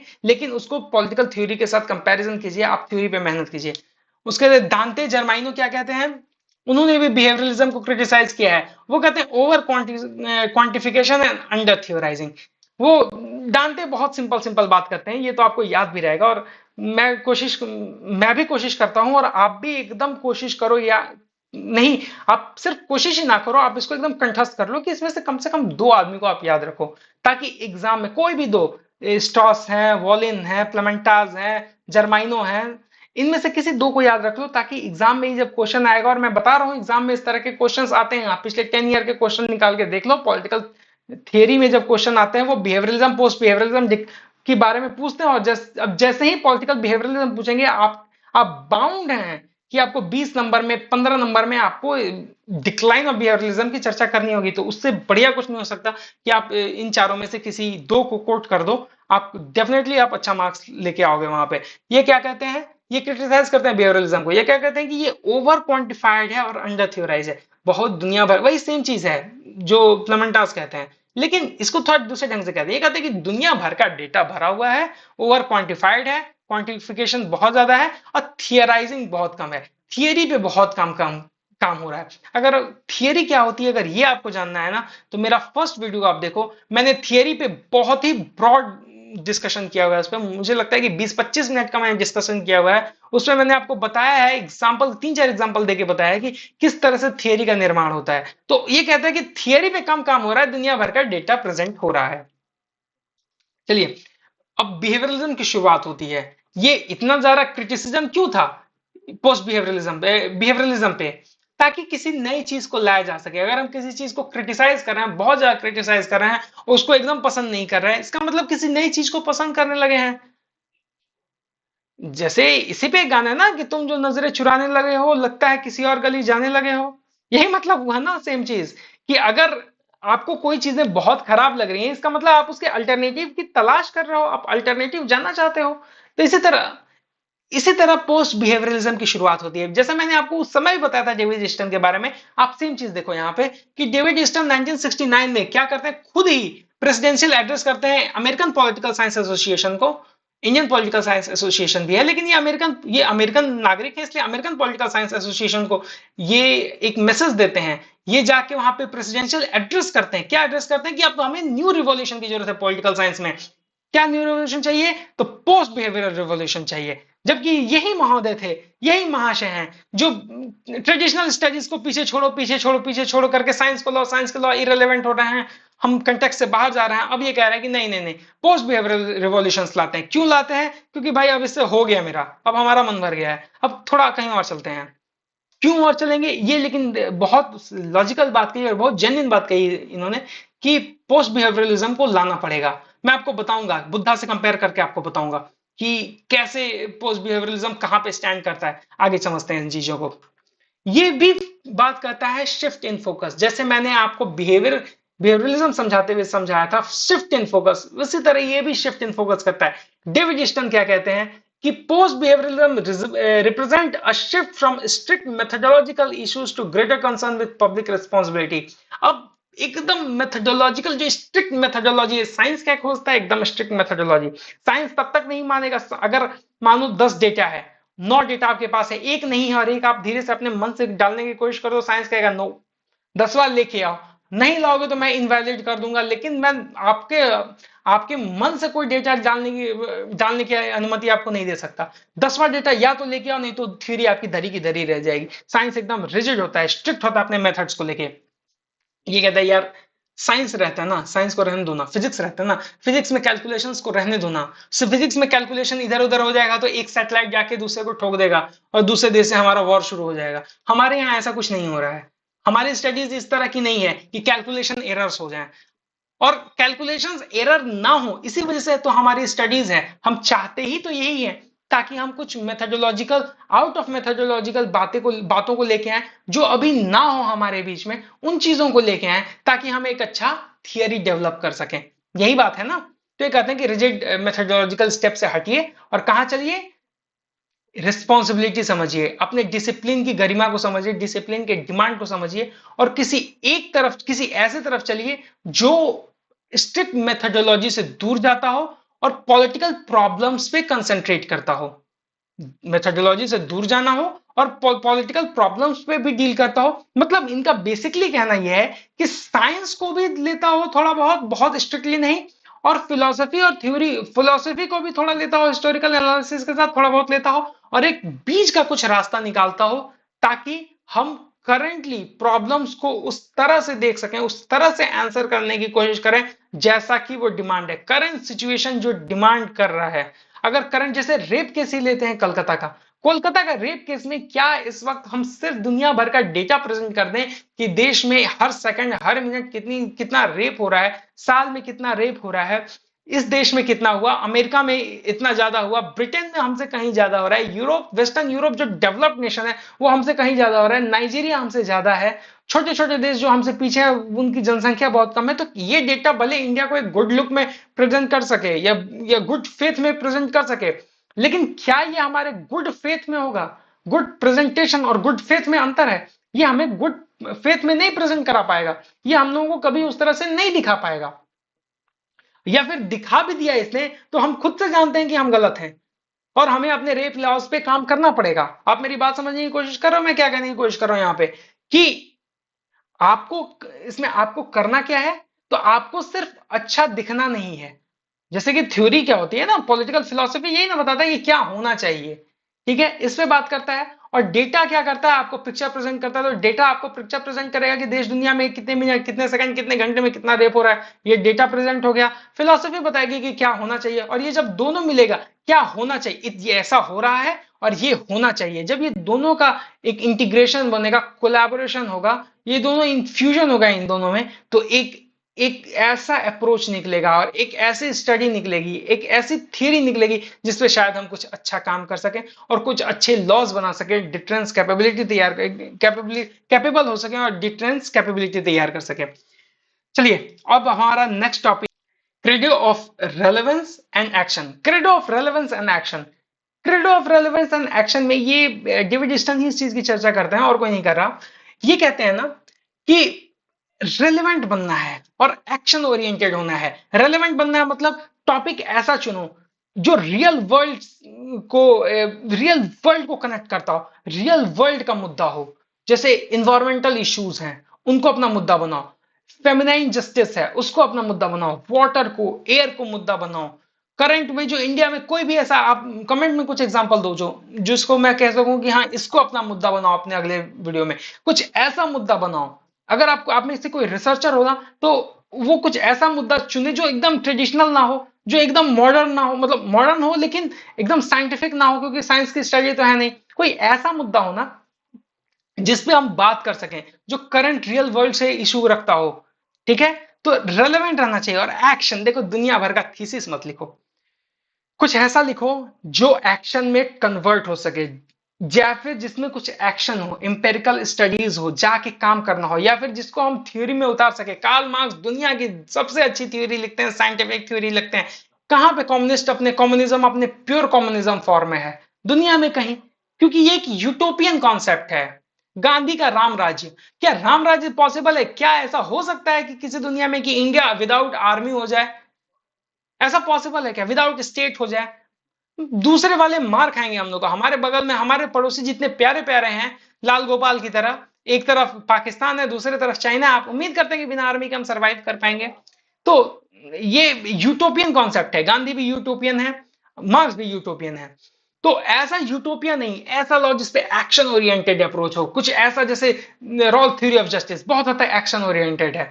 कौटिल्य, कौटिल्य अपने समय में जो अर्थशास्त्र में लिखते हैं मंडल सिद्धांत, वो जो राज्य की कल्पना करते हैं, वो जिस तरह से राजन की कल्पना करते हैं, वो जिस तरह से दुर्ग की कल्पना करते हैं, अमात्य की कल्पना करते हैं, स्पाइस की कल्पना करते हैं, वो जिस तरह से करते हैं उस तरह से पॉलिटिकल थियरी, वो पॉलिटिकल सिस्टम में उनको उतारा जा सकता है, और जिस तरह से उनको उतारा जा सकता है वो एक्शन प्रोड्यूस करते हैं। तो ये कहते हैं कि रेलेवेंट इस टॉपिक को चुनो और एक्शन ओरिएंटेड रिसर्च करो और एक्शन ओरिएंटेड बात करो, ताकि उसको हम रियल वर्ल्ड में उतार सके। सिर्फ फिलोसफी पे बात नहीं होनी चाहिए, रियल एक्शन भी होना चाहिए। तो चलते चलते हम लगभग अपने एंड पे आ ही चुके हैं इस टॉपिक के। हालांकि अभी पूरा एंड नहीं हुआ है लेक्चर का, लेकिन इस एंड पे लगभग आ ही चुके हैं, जिसको मैं यहाँ पे बिहेवियरलिज्म को समाप्त कर रहा हूँ और आपको एक रीजन बताऊंगा कि क्यों मैं बिहेवियरलिज्म को खत्म कर रहा हूँ। हालांकि अभी हमारा टॉपिक खत्म नहीं हुआ है, मात्र 2 टॉपिक और बचे हुए हैं, इसको जल्दी जल्दी हम खत्म करेंगे। तो अभी क्या कर रहे हैं हम लोग शिफ्ट कर रहे हैं अपना नेचर किस पे? पॉलिटिकल साइंस से प्योर साइंस पे, ठीक है। It shifted the nature of political science from pure science to applied science. I am sorry, ये अपना नेचर शिफ्ट कर रहा है पॉलिटिकल साइंस से पॉलिटिकल साइंस का प्योर साइंस है अप्लाइड साइंस पे। बेसिकली मैं कहने की ये कोशिश कर रहा हूं कि बिहेवियरलिज्म क्या कहता है, कि बिहेवियरलिज्म कहता है कि साइंस को डालो, प्योर साइंस को डालो। साइंस जितना डालोगे उतना रेलिवेंट होंगे, जितना साइंस रहेगा उतना लोगों को अच्छा लगेगा, उतना हम लोग पॉलिटिकली एक्टिव होंगे, समाज में उतना रेलेवेंट बनेंगे। जबकि ऐसा नहीं था। प्योर साइंस के चक्कर में हमने उन मेजर चीजों को खो दिया, उन मेजर चीजों को गंवा दिया जो शायद हम जिसकी वजह से ज्यादा रेलेवेंट हो सकते थे। शायद हम उन चीजों पे बात कर सकते थे जिस पे कोई नहीं बात कर रहा। इंटरनेशनल स्टडीज पे हम उस तरह से नहीं घुस पाए। इंटरनेशनल स्टडीज पे आरवी मॉर्गन दाउ, केनेथ वॉल्ट्स और जॉन मियर स्कैमर ही हैं। यही लोग हैं। हम लोग उस तरह से पॉलिटिकल इंटरनेशनल स्टडीज पे भी नहीं घुस पा रहे हैं। कंपैरेटिव स्टडीज अब बहुत पुराना लग रहा है। जब तक अगर पॉलिटिकल कल्चर की वो बात ना करें, जैसे गैब्रियल आलमंड है, पॉवेल है, उसने सिडनी वर्मा है, ये जैसे जब तक ये लोग कल्चर की बात ना करें, पॉलिटिकल कल्चर की, तब तक वो भी स्टडीज अभी इरेलेवेंट लगती है। जब वो इंस्टीट्यूशन पे वो अपना फोकस रखते हैं, तो कॉन्स्टिट्यूशन पे अपना फोकस रखते हैं, तो इसी तरह से कह रहे हैं कि प्योर साइंस पे नहीं, अप्लाइड साइंस पे करो। आजकल इंजीनियरिंग भी अप्लाइड साइंस पे है। जब इंजीनियरिंग और साइंटिफिक स्टडीज अप्लाइड साइंस पे, अप्लाइड साइंस का मतलब क्या हुआ कि साइंस को एज एन एप्लीकेशन यूज करो और अपनी स्टडीज को कॉम्प्रिहेंसिव और ब्रॉडर बनाओ। सीधी बात है। प्योर साइंस मत जाओ। प्योर साइंस में थियरी डेवलपमेंट का काम होता है। थियरी डेवलपमेंट करो, साइंटिफिक थ्योरी नहीं डेवलप करें। एनर्जी मास कन्वर्जन नहीं हमें निकालना है यहाँ पे। थ्योरी ऑफ रिलेटिविटी नहीं निकालनी है हम लोग को। हम लोगों को रिलेटिव प्रिंसिपल्स को अडॉप्ट करना है, ताकि हम अपनी थ्योरी को समझाने के लिए थ्योरी ऑफ रिलेटिविटी का इस्तेमाल कर सकें। अगर मास एनर्जी कन्वर्जन का अगर इस्तेमाल करना है E equal to mc square, तो अगर मास एनर्जी कन्वर्जन अगर हम इस्तेमाल भी कर रहे हैं, तो वो बस हम अपने किसी पॉइंट को प्रूव करने के लिए, अपने टॉपिक को रेलेवेंट बनाने के लिए करें, ना कि सिर्फ उसी को लगे हम लोग सारा डिफाइन करने। आप समझ रहे हो? इसलिए प्योर साइंस की जगह अप्लाइड साइंस पे आओ, एप्लीकेशन को साइंस का इस्तेमाल करो। Political behaviourism succeeded in resolving the fact value dichotomy. बिल्कुल सही है। जो ये पोस्ट बिहेवियरलिज्म था ना, वो क्या करता है, फैक्ट और वैल्यू, जैसे मैंने आपको बताया था साइंस और फिलॉसफी, ये दो अलग अलग नहीं है। बिहेवियरलिज्म कहता है कि दोनों को लाओ, सिर्फ दुनिया भर की फिलॉसफी नहीं और सिर्फ दुनिया भर का डेटा नहीं, दोनों को जोड़ो। डेटा को लाओ, व्हाट इज को लाओ, क्या है अभी, क्या होना चाहिए, क्या है को पढ़ो, क्या होना चाहिए पे काम करो। और इस तरह से पोस्ट बिहेवियरलिज्म में एक अच्छी थ्योरी, एक अच्छी थ्योरी, अच्छा कॉन्सेप्ट का निर्माण करो, ताकि एक नई वेव चल सके पॉलिटिकल साइंस की। आई एम सॉरी, ये कहते हैं कि हाँ बिल्कुल सही है, ये नई वेव का निर्माण कर सके। हालांकि पोस्ट बिहेवियरलिज्म अब इनके थिंकर्स के हिसाब से, मेरे हिसाब से नहीं, इनके थिंकर्स के हिसाब से कोई अपने में नया वेव नहीं है। ये कोई नया वेव नहीं है। ऐसा नहीं है कि बिहेवियरलिज्म में हम कुछ ऐसी बात कर रहे हैं जो तीसरी बात हो। बिल्कुल नहीं। ये क्या कह रहे हैं कि बेसिकली हम एक थीसिस है, मतलब नॉर्मेटिव अप्रोच, फिलोसॉफिकल अप्रोच, वो थीसिस है। ठीक है। उसका एंटीथेसिस क्या है कि नहीं, फिलोसफी से बाहर चलो, नॉर्मेटिव से बाहर चलो, रियल वर्ल्ड में आओ, साइंस में आओ, वो उसका एंटीथेसिस हो गया। और जो बन रहा है वो सिंथेसिस है। ठीक है। इन दोनों का, थेसिस और एंटीथेसिस का जो आउटकम निकल रहा है वो सिंथेसिस है। बेसिकली ये डायलेक्टिकल है। तो इसी तरह से इसके थिंकर्स कह रहे हैं, बिहेवियरलिज्म के थिंकर कह रहे हैं कि हालांकि ये कोई नई वेव नहीं है पॉलिटिकल साइंस की, ये हम उसी के बारे में बात कर रहे हैं जो पहले से एग्जिस्ट करता है। लेकिन मैं यहाँ क्या कह रहा हूं आपसे, कि भले ही एक नई वेव हो चाहे ना हो, लेकिन नया नजरिया तो जरूरी है, नए पर्सपेक्टिव तो जरूरी है।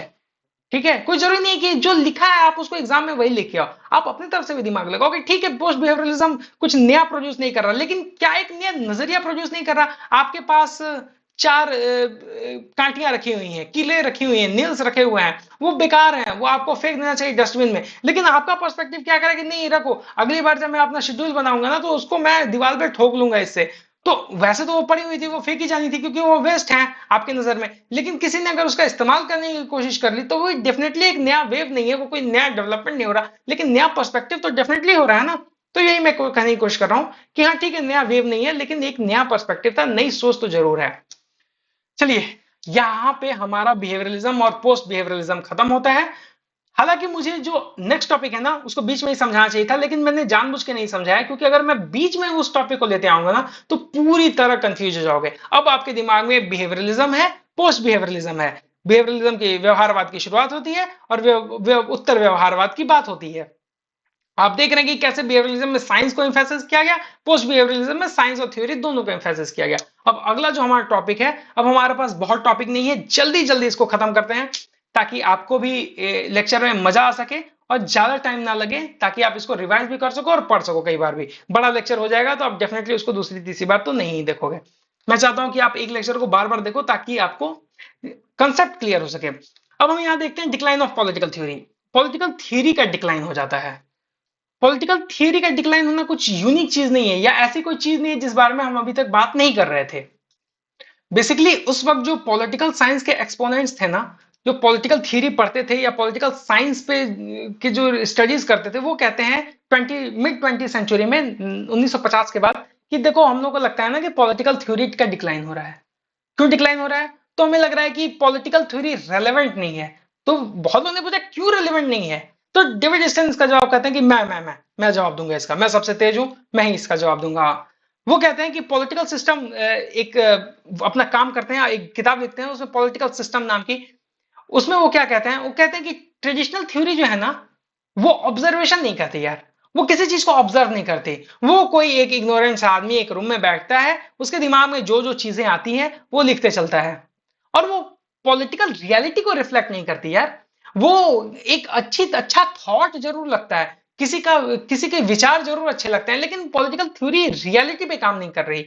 जो आज के रियल कंटेक्स्ट में, अभी खैर हम लोग तो 2024 में हैं, तो हमारे पास तो दुनिया भर की थ्योरीज हैं, थिंकर्स हैं, क्योंकि हमारे समय में कंटेम्प्रेरी थिंकर्स ने हमें इतना कुछ दे दिया है ना सीखने या समझने को, कि हम ऐसा कुछ थ्योरी से डिवॉइड नहीं है, हम ऐसा किसी थ्योरी से दूर नहीं है। लेकिन उस वक्त के लोगों को लगा था ना कि यार हम क्या अभी 1950 में आ गए, हम लोग तो मॉडर्न होने चाहिए, सिगार फूकने चाहिए, लेकिन अभी भी हम पुरानी बातें कर रहे हैं, अभी भी हम दुनिया भर के अंत में पड़े हुए हैं, 18वीं 17वीं 16वीं शताब्दी के फिलोसफी लॉज में पड़े हुए हैं। तो हम ऑब्जर्वेशन नहीं कर रहे हैं, हम घूम घूम के बाकी स्टडीज की तरफ घूम घूम के रिसर्च नहीं कर रहे हैं। तो इस वजह से हमारा लग रहा है कि अब हम डिक्लाइन पे जाएंगे। ये ईस्टर्न कहते हैं, कहाँ कहते हैं, तो पॉलिटिकल सिस्टम में कहते हैं। कब पब्लिश हुई थी? 1953 में। ये मैंने दूसरी बार कह दिया, ये मैं तीसरी बार कहता हूं कि डेविड ईस्टर्न कहते हैं पॉलिटिकल सिस्टम में, कहते हैं 1953 में कहते हैं। ये बार बार इसलिए कह रहा हूं कि आपके दिमाग में घुस जाए, जब भी आप पॉलिटिकल थियरी की बात करो तो उसमें डिक्लाइन ऑफ पॉलिटिकल थियरी की बात करना और इस किताब को कोट करना। देखना आपको जरूर एग्जाम चेक करने वाला, आपका कॉपी चेक करने वाला आपको बढ़िया मार्क्स देगा। उसको पता है कि हाँ, जैसे ही डेविड ईस्टर्न को कोट करोगे उसको समझ में आ जाएगी पॉलिटिकल थ्योरी ये समझ चुका है, क्योंकि इसने डेविड ईस्टर्न को यूं ही कोट नहीं किया होगा। ईस्टर्न क्या पॉइंट आउट करते हैं, बड़ा मजेदार मजेदार चीज यहाँ पे पॉइंट आउट करते हैं। उन्होंने बड़े मजे की बात कही है यहाँ पे। वो कहते हैं कि देखो, एक तो ऑब्जर्वेशन नहीं करा, दूसरा क्या करा है कि आप देखो ना, मार्क्स और मिल्क के बाद से कोई आउटस्टैंडिंग फिलोसोफर आया क्या हमारे बीच में? और ये सब 1950s, ये अर्ली 19th सेंचुरी में ये खत्म हो चुके थे। ये 100 साल बीत चुके हैं इस बात को, और उसके बाद से कोई थिंकर बढ़िया नहीं आया, कोई आउटस्टैंडिंग थिंकर हमारे पास नहीं है। सेकेंड वर्ल्ड वॉर के बाद सेकेंड वर्ल्ड वॉर के बाद जब सोशल साइंसेस अपने अलग अलग डायमेंशंस पे काम कर रहा था, अल्फ्रेड वेगनर उधर दिमाग लगाए हुए थे, कॉन्टिनेंटल ड्रिफ्ट थ्योरी में लगे हुए थे, सोशल साइंस वाले लोग दुनिया भर के स्कीम्स पे काम कर रहे थे, दुनिया भर के थीरीज पे काम कर रहे थे, थिंकिंग पे काम कर रहे थे। साइकोलॉजी वाले दुनिया भर के war psychology, post war psychology, defence psychology, फलान ढिमकाना पे काम कर रहे थे, वो वॉर मैकेनिज्म पे काम कर रहे थे। हम क्या कर रहे थे? हम 1800 और 1600 और प्लेटो को लेके घूम रहे थे इधर उधर। प्लेटो को, मैं नहीं कह रहा हूं कि ये गलत है, लेकिन एरिस्टोटल को, प्लेटो को, सोक्रेटिस को लेके घूमते रहोगे तो कौन देखना चाहेगा? वो तो यार वॉर खत्म हुई है तुरंत, सेकंड वर्ल्ड वॉर खत्म हुआ है, दुनिया डेवास्टेटेड है, पैसे चाहिए, इकोनॉमिक डेवलपमेंट चाहिए, हर इंसान को बेसिक हेल्थ केयर चाहिए, जॉब्स चाहिए, और हम क्या कह रहे हैं? हम कह रहे हैं प्लेटो लोगे, एरिस्टोटल लोगे, ये थिंकर लोगे, हमारे पास कोई रेलेवेंट है ही नहीं देने को, जबकि हर थ्योरी के पास अपना रेलेवेंस है कुछ ना कुछ। तो ये कह रहे हैं कि हम बैकफुट पे इसी वजह से हैं कि पॉलिटिकल साइंटिस्ट इस तरह का कोई काम नहीं कर रहे हैं, वो साइंस को नहीं डाल रहे हैं। इसलिए पॉलिटिकल थ्योरी का डिक्लाइन एकदम होना ही होना है। उन्होंने डिक्लाइन के कारण क्या बताया? बेसिकली डिक्लाइन का कारण मैंने आपको भी पहले भी कोट किया था, जब मैं आपको वहां कंटेम्प्रेरी थ्योरी के क्रिटिसिज्म की बात कर रहा था। तो यहाँ पे उसी अपने बुक में the decline of modern political theory में ही रॉबर्ट ईस्टन 4 तरह के रीजंस को बताते हैं डिक्लाइन का कारण। सबसे पहले हिस्टोरिसिज्म, राइटर्स लाइक सेबाइन, वेपर, कार्लाइल, ठीक है, और लिंड्सले ऐसे लोगों को कहते हैं कि अरे इन लोगों ने क्या किया कि हिस्ट्री के करीब एकदम ले जाके मुझे छोड़ दिया।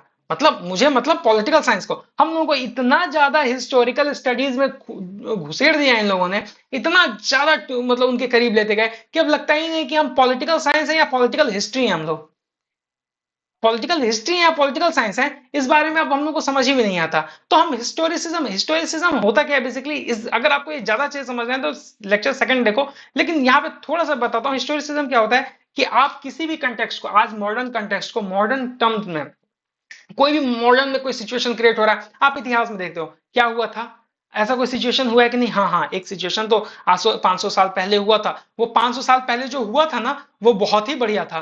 उसमें ना, वहां पे जो उस वक्त लोग थे, उन्होंने एक्स डिसीजन को चुना था, इस डिसीजन को चुना था। हम भी अगर इस डिसीजन को चुनेंगे तो हमारा भी ये डिसीजन बढ़िया हो जाएगा, क्योंकि देखो 500 साल पहले ये डिसीजन चुनने पे ऐसा हुआ था ना। अरे 500 साल का कंटेक्स्ट आज के कंटेक्स्ट में अंतर है, टेक्नोलॉजी में अंतर है, लोगों की सोच में अंतर है, सिचुएशन डिफरेंट है, तो कैसे हम लोग एक जैसे हो जाएंगे? यही कहते हैं डेविड ईस्टन कि यार इन लोगों ने ना, कार्लाइल ने, वेपर ने, लिंडसे ने, इन लोगों ने एकदम हिस्ट्री के पास हमें ले जाके छोड़ दिया। हर बात को मैं 2 बार 3 बार रिपीट कर रहा हूं, ताकि ये मेरी आवाज जब भी आपके कान में जाए ना, आप एकदम बस जाए। जब भी डिक्लाइन के कारण आ जाए, हिस्टोरिसिज्म आपके दिमाग में चले। ये सारे थिंकर, सेबाइन याद रखना, वेपर याद रखना, कार्लाइल याद रखना, लिंडसे याद रखना, ये हिस्ट्री वाले लोग हैं, ये इतिहास में गुम रहने वाले लोग हैं। ये पॉलिटिकल पॉलिटिकल साइंस को एकदम हिस्ट्री की तरफ लेके जाते हैं। फिर मोरल, सेकंड पॉइंट पे आता है मोरल रिलेटिविज्म। मोरल रिलेटिविज्म में क्या कहने की कोशिश करता है कि डेविड डिस्टन क्या करते हैं, एक्यूज करते हैं डेविड ह्यूम को, मैक्स वेबर को, कि ये realistic attitude to our values, ये क्या करते हैं, ये नेग्लेक्ट करते हैं what consequences they have for the facts. ये एकदम मोरल रिलेटिविज्म की तरफ लेके चले जाते हैं, ये रियलिस्टिक एटीट्यूड की तरफ इतना ज्यादा चले जाते हैं।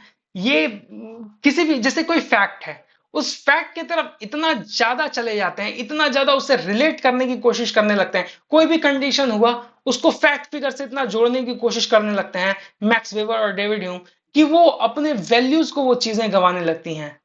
समझ रहे हो आप? वो वैल्यूज से वो कुछ ज्यादा ही आगे निकल जाते हैं। फिर आता है confusion between science and theory. ये कहते हैं कि ये बहुत बड़ा कारण है कि थ्योरी खत्म हो रही है हमारी। हमारी थ्योरी खत्म इसलिए हो रही है कि अब पॉलिटिकल साइंटिस्ट समझ ही नहीं पा रहे कि पॉलिटिकल साइंस अलग है और पॉलिटिकल थ्योरी अलग है। जो पॉलिटिकल थ्योरी और पॉलिटिकल साइंस है, ये दोनों डिफरेंट चीज हैं। ठीक है? पॉलिटिकल साइंस ने, पॉलिटिकल जो ये नए साइंटिस्ट क्रिएट हुए हैं, या पॉलिटिकल साइंटिस्ट जो हैं, उन्होंने पॉलिटिकल साइंस को एक गलत तरह से प्रेजेंट करना शुरू कर दिया है, जिसकी वजह से, जैसे ये पॉलिटिकल साइंस को पूरा साइंटिफिक स्टडी बनाना शुरू कर दिया है, जिससे थ्योरी का डिक्लाइन हो रहा है। हाइपर फैक्चुअलिज्म, ये बार बार ये टॉपिक आ रहा है, क्योंकि कुछ ज्यादा ही फैक्ट्स का ओवर इम्फेसाइजेशन हो रहा है, फैक्ट्स को कुछ ज्यादा ही प्रेजेंट किया जा रहा है, जिसकी वजह से थ्योरी खत्म हो जा रही है, जैसा कि कुछ देर पहले भी मैंने आपको समझाया था। आप देख सकते हो, ये जर्माइनो भी यही कहते हैं कि ओवर क्वांटिफिकेशन एंड अंडर थ्योराइजिंग, बहुत ज्यादा क्वांटिफिकेशन हो रहा है, थ्योरी कम है। ये हाइपर फैक्चुअलिज्म, समझ जाओ कि जर्माइनो की ही बात है।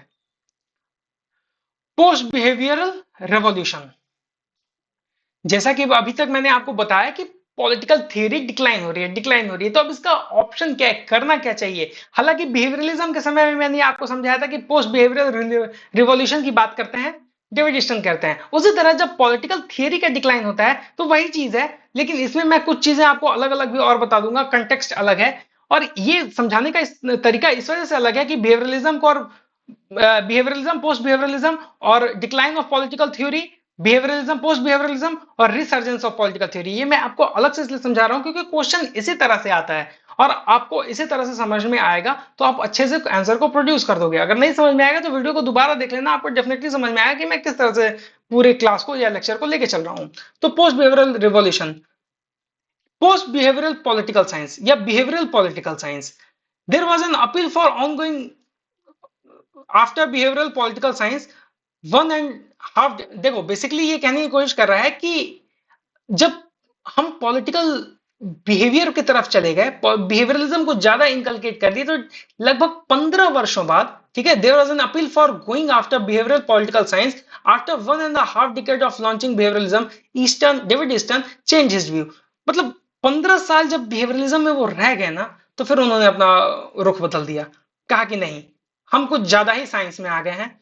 जो कि मैं उस वक्त से आपको लेक्चर के स्टार्ट से ही डेविड ईस्टन की कहानी सुना रहा हूं कि वो वही उन्होंने फोर्स करके हमें यहाँ लाया था, यहाँ तक लाया कि पॉलिटिकल थ्योरी का डिक्लाइन हो रहा है, हम, अरे थ्योरी उतना रेलेवेंट नहीं रह गया, कुछ साइंटिफिक लाओ, कुछ मॉडर्न लेके आओ। कुछ बिहेवियर लेके आओ, और जब लेके आ गए 15 साल यहाँ पे बिता लिया, अब कह रहे हैं कि नहीं नहीं नहीं भाई, बिहेवियर जो है ना, अब बिहेवियर उस काम का नहीं रह गया, बिहेवियर बहुत ज्यादा साइंस हो गया है। तो वो क्या कहते हैं, वो अमेरिकन साइंस को, अमेरिकन पॉलिटिकल साइंस एसोसिएशन को पिच करते समय, प्रेसिडेंशियल एड्रेस करते समय वो क्या कहते हैं, पोस्ट बिहेवियरल रिवोल्यूशन की बात करते हैं कि चलो पोस्ट बिहेवियरल रिवोल्यूशन लाओ, और अब बिहेवियर पे काम करते हैं, पोस्ट बिहेवियर पे काम करते हैं, मतलब साइंटिफिक और फिलोसफिकल दोनों का मर्ज करते हैं दोनों को, और एक कुछ अच्छा प्रोड्यूस करने की कोशिश करते हैं। अब यहाँ थिंकर्स के व्यूज क्या हैं कि पॉलिटिकल थ्योरी कैसे अपने रेलेवेंस को लॉस्ट कर रहा है। आखिर इस पे भी चाहिए ना कि अगर हम कह रहे हैं कि पॉलिटिकल थ्योरी अपने रेलेवेंस को लॉस्ट कर रहा है, तो कैसे कर रहा है, किस बेसिस पे कह रहे हैं हम लोग ये कि थिंकर्स कह रहे हैं कि पॉलिटिकल साइंस अपने थ्योरी को, अपने रेलेवेंस को लॉस्ट कर रहा है, या decline of political theory. Alfred Cobban कहते हैं कि argue that political theory lost its significance in capitalist as well as communist system. Political theory जो है ना, वो कैपिटलिस्ट में भी और कम्युनिस्ट में भी, दोनों ही सिस्टम में अपने रेलेवेंस को खो दे रहा है। क्यों? कैपिटलिस्ट बन जाता है एरिस्टोक्रेसी, और कम्युनिस्ट टर्न हो जा रहा है ओलिगार्की में। तो रेलेवेंस ही क्या रह गया, पॉलिटिकल थ्योरी तो दोनों ही सिस्टम में खत्म हो रही है। दांते जर्मैनो क्या करते हैं, beyond political ideology the revival of political theory 1967, ये इनका वर्क है, beyond political ideology revival of political theory. वो और क्यों क्या कहते हैं कि there were two major cause of decline of political theory.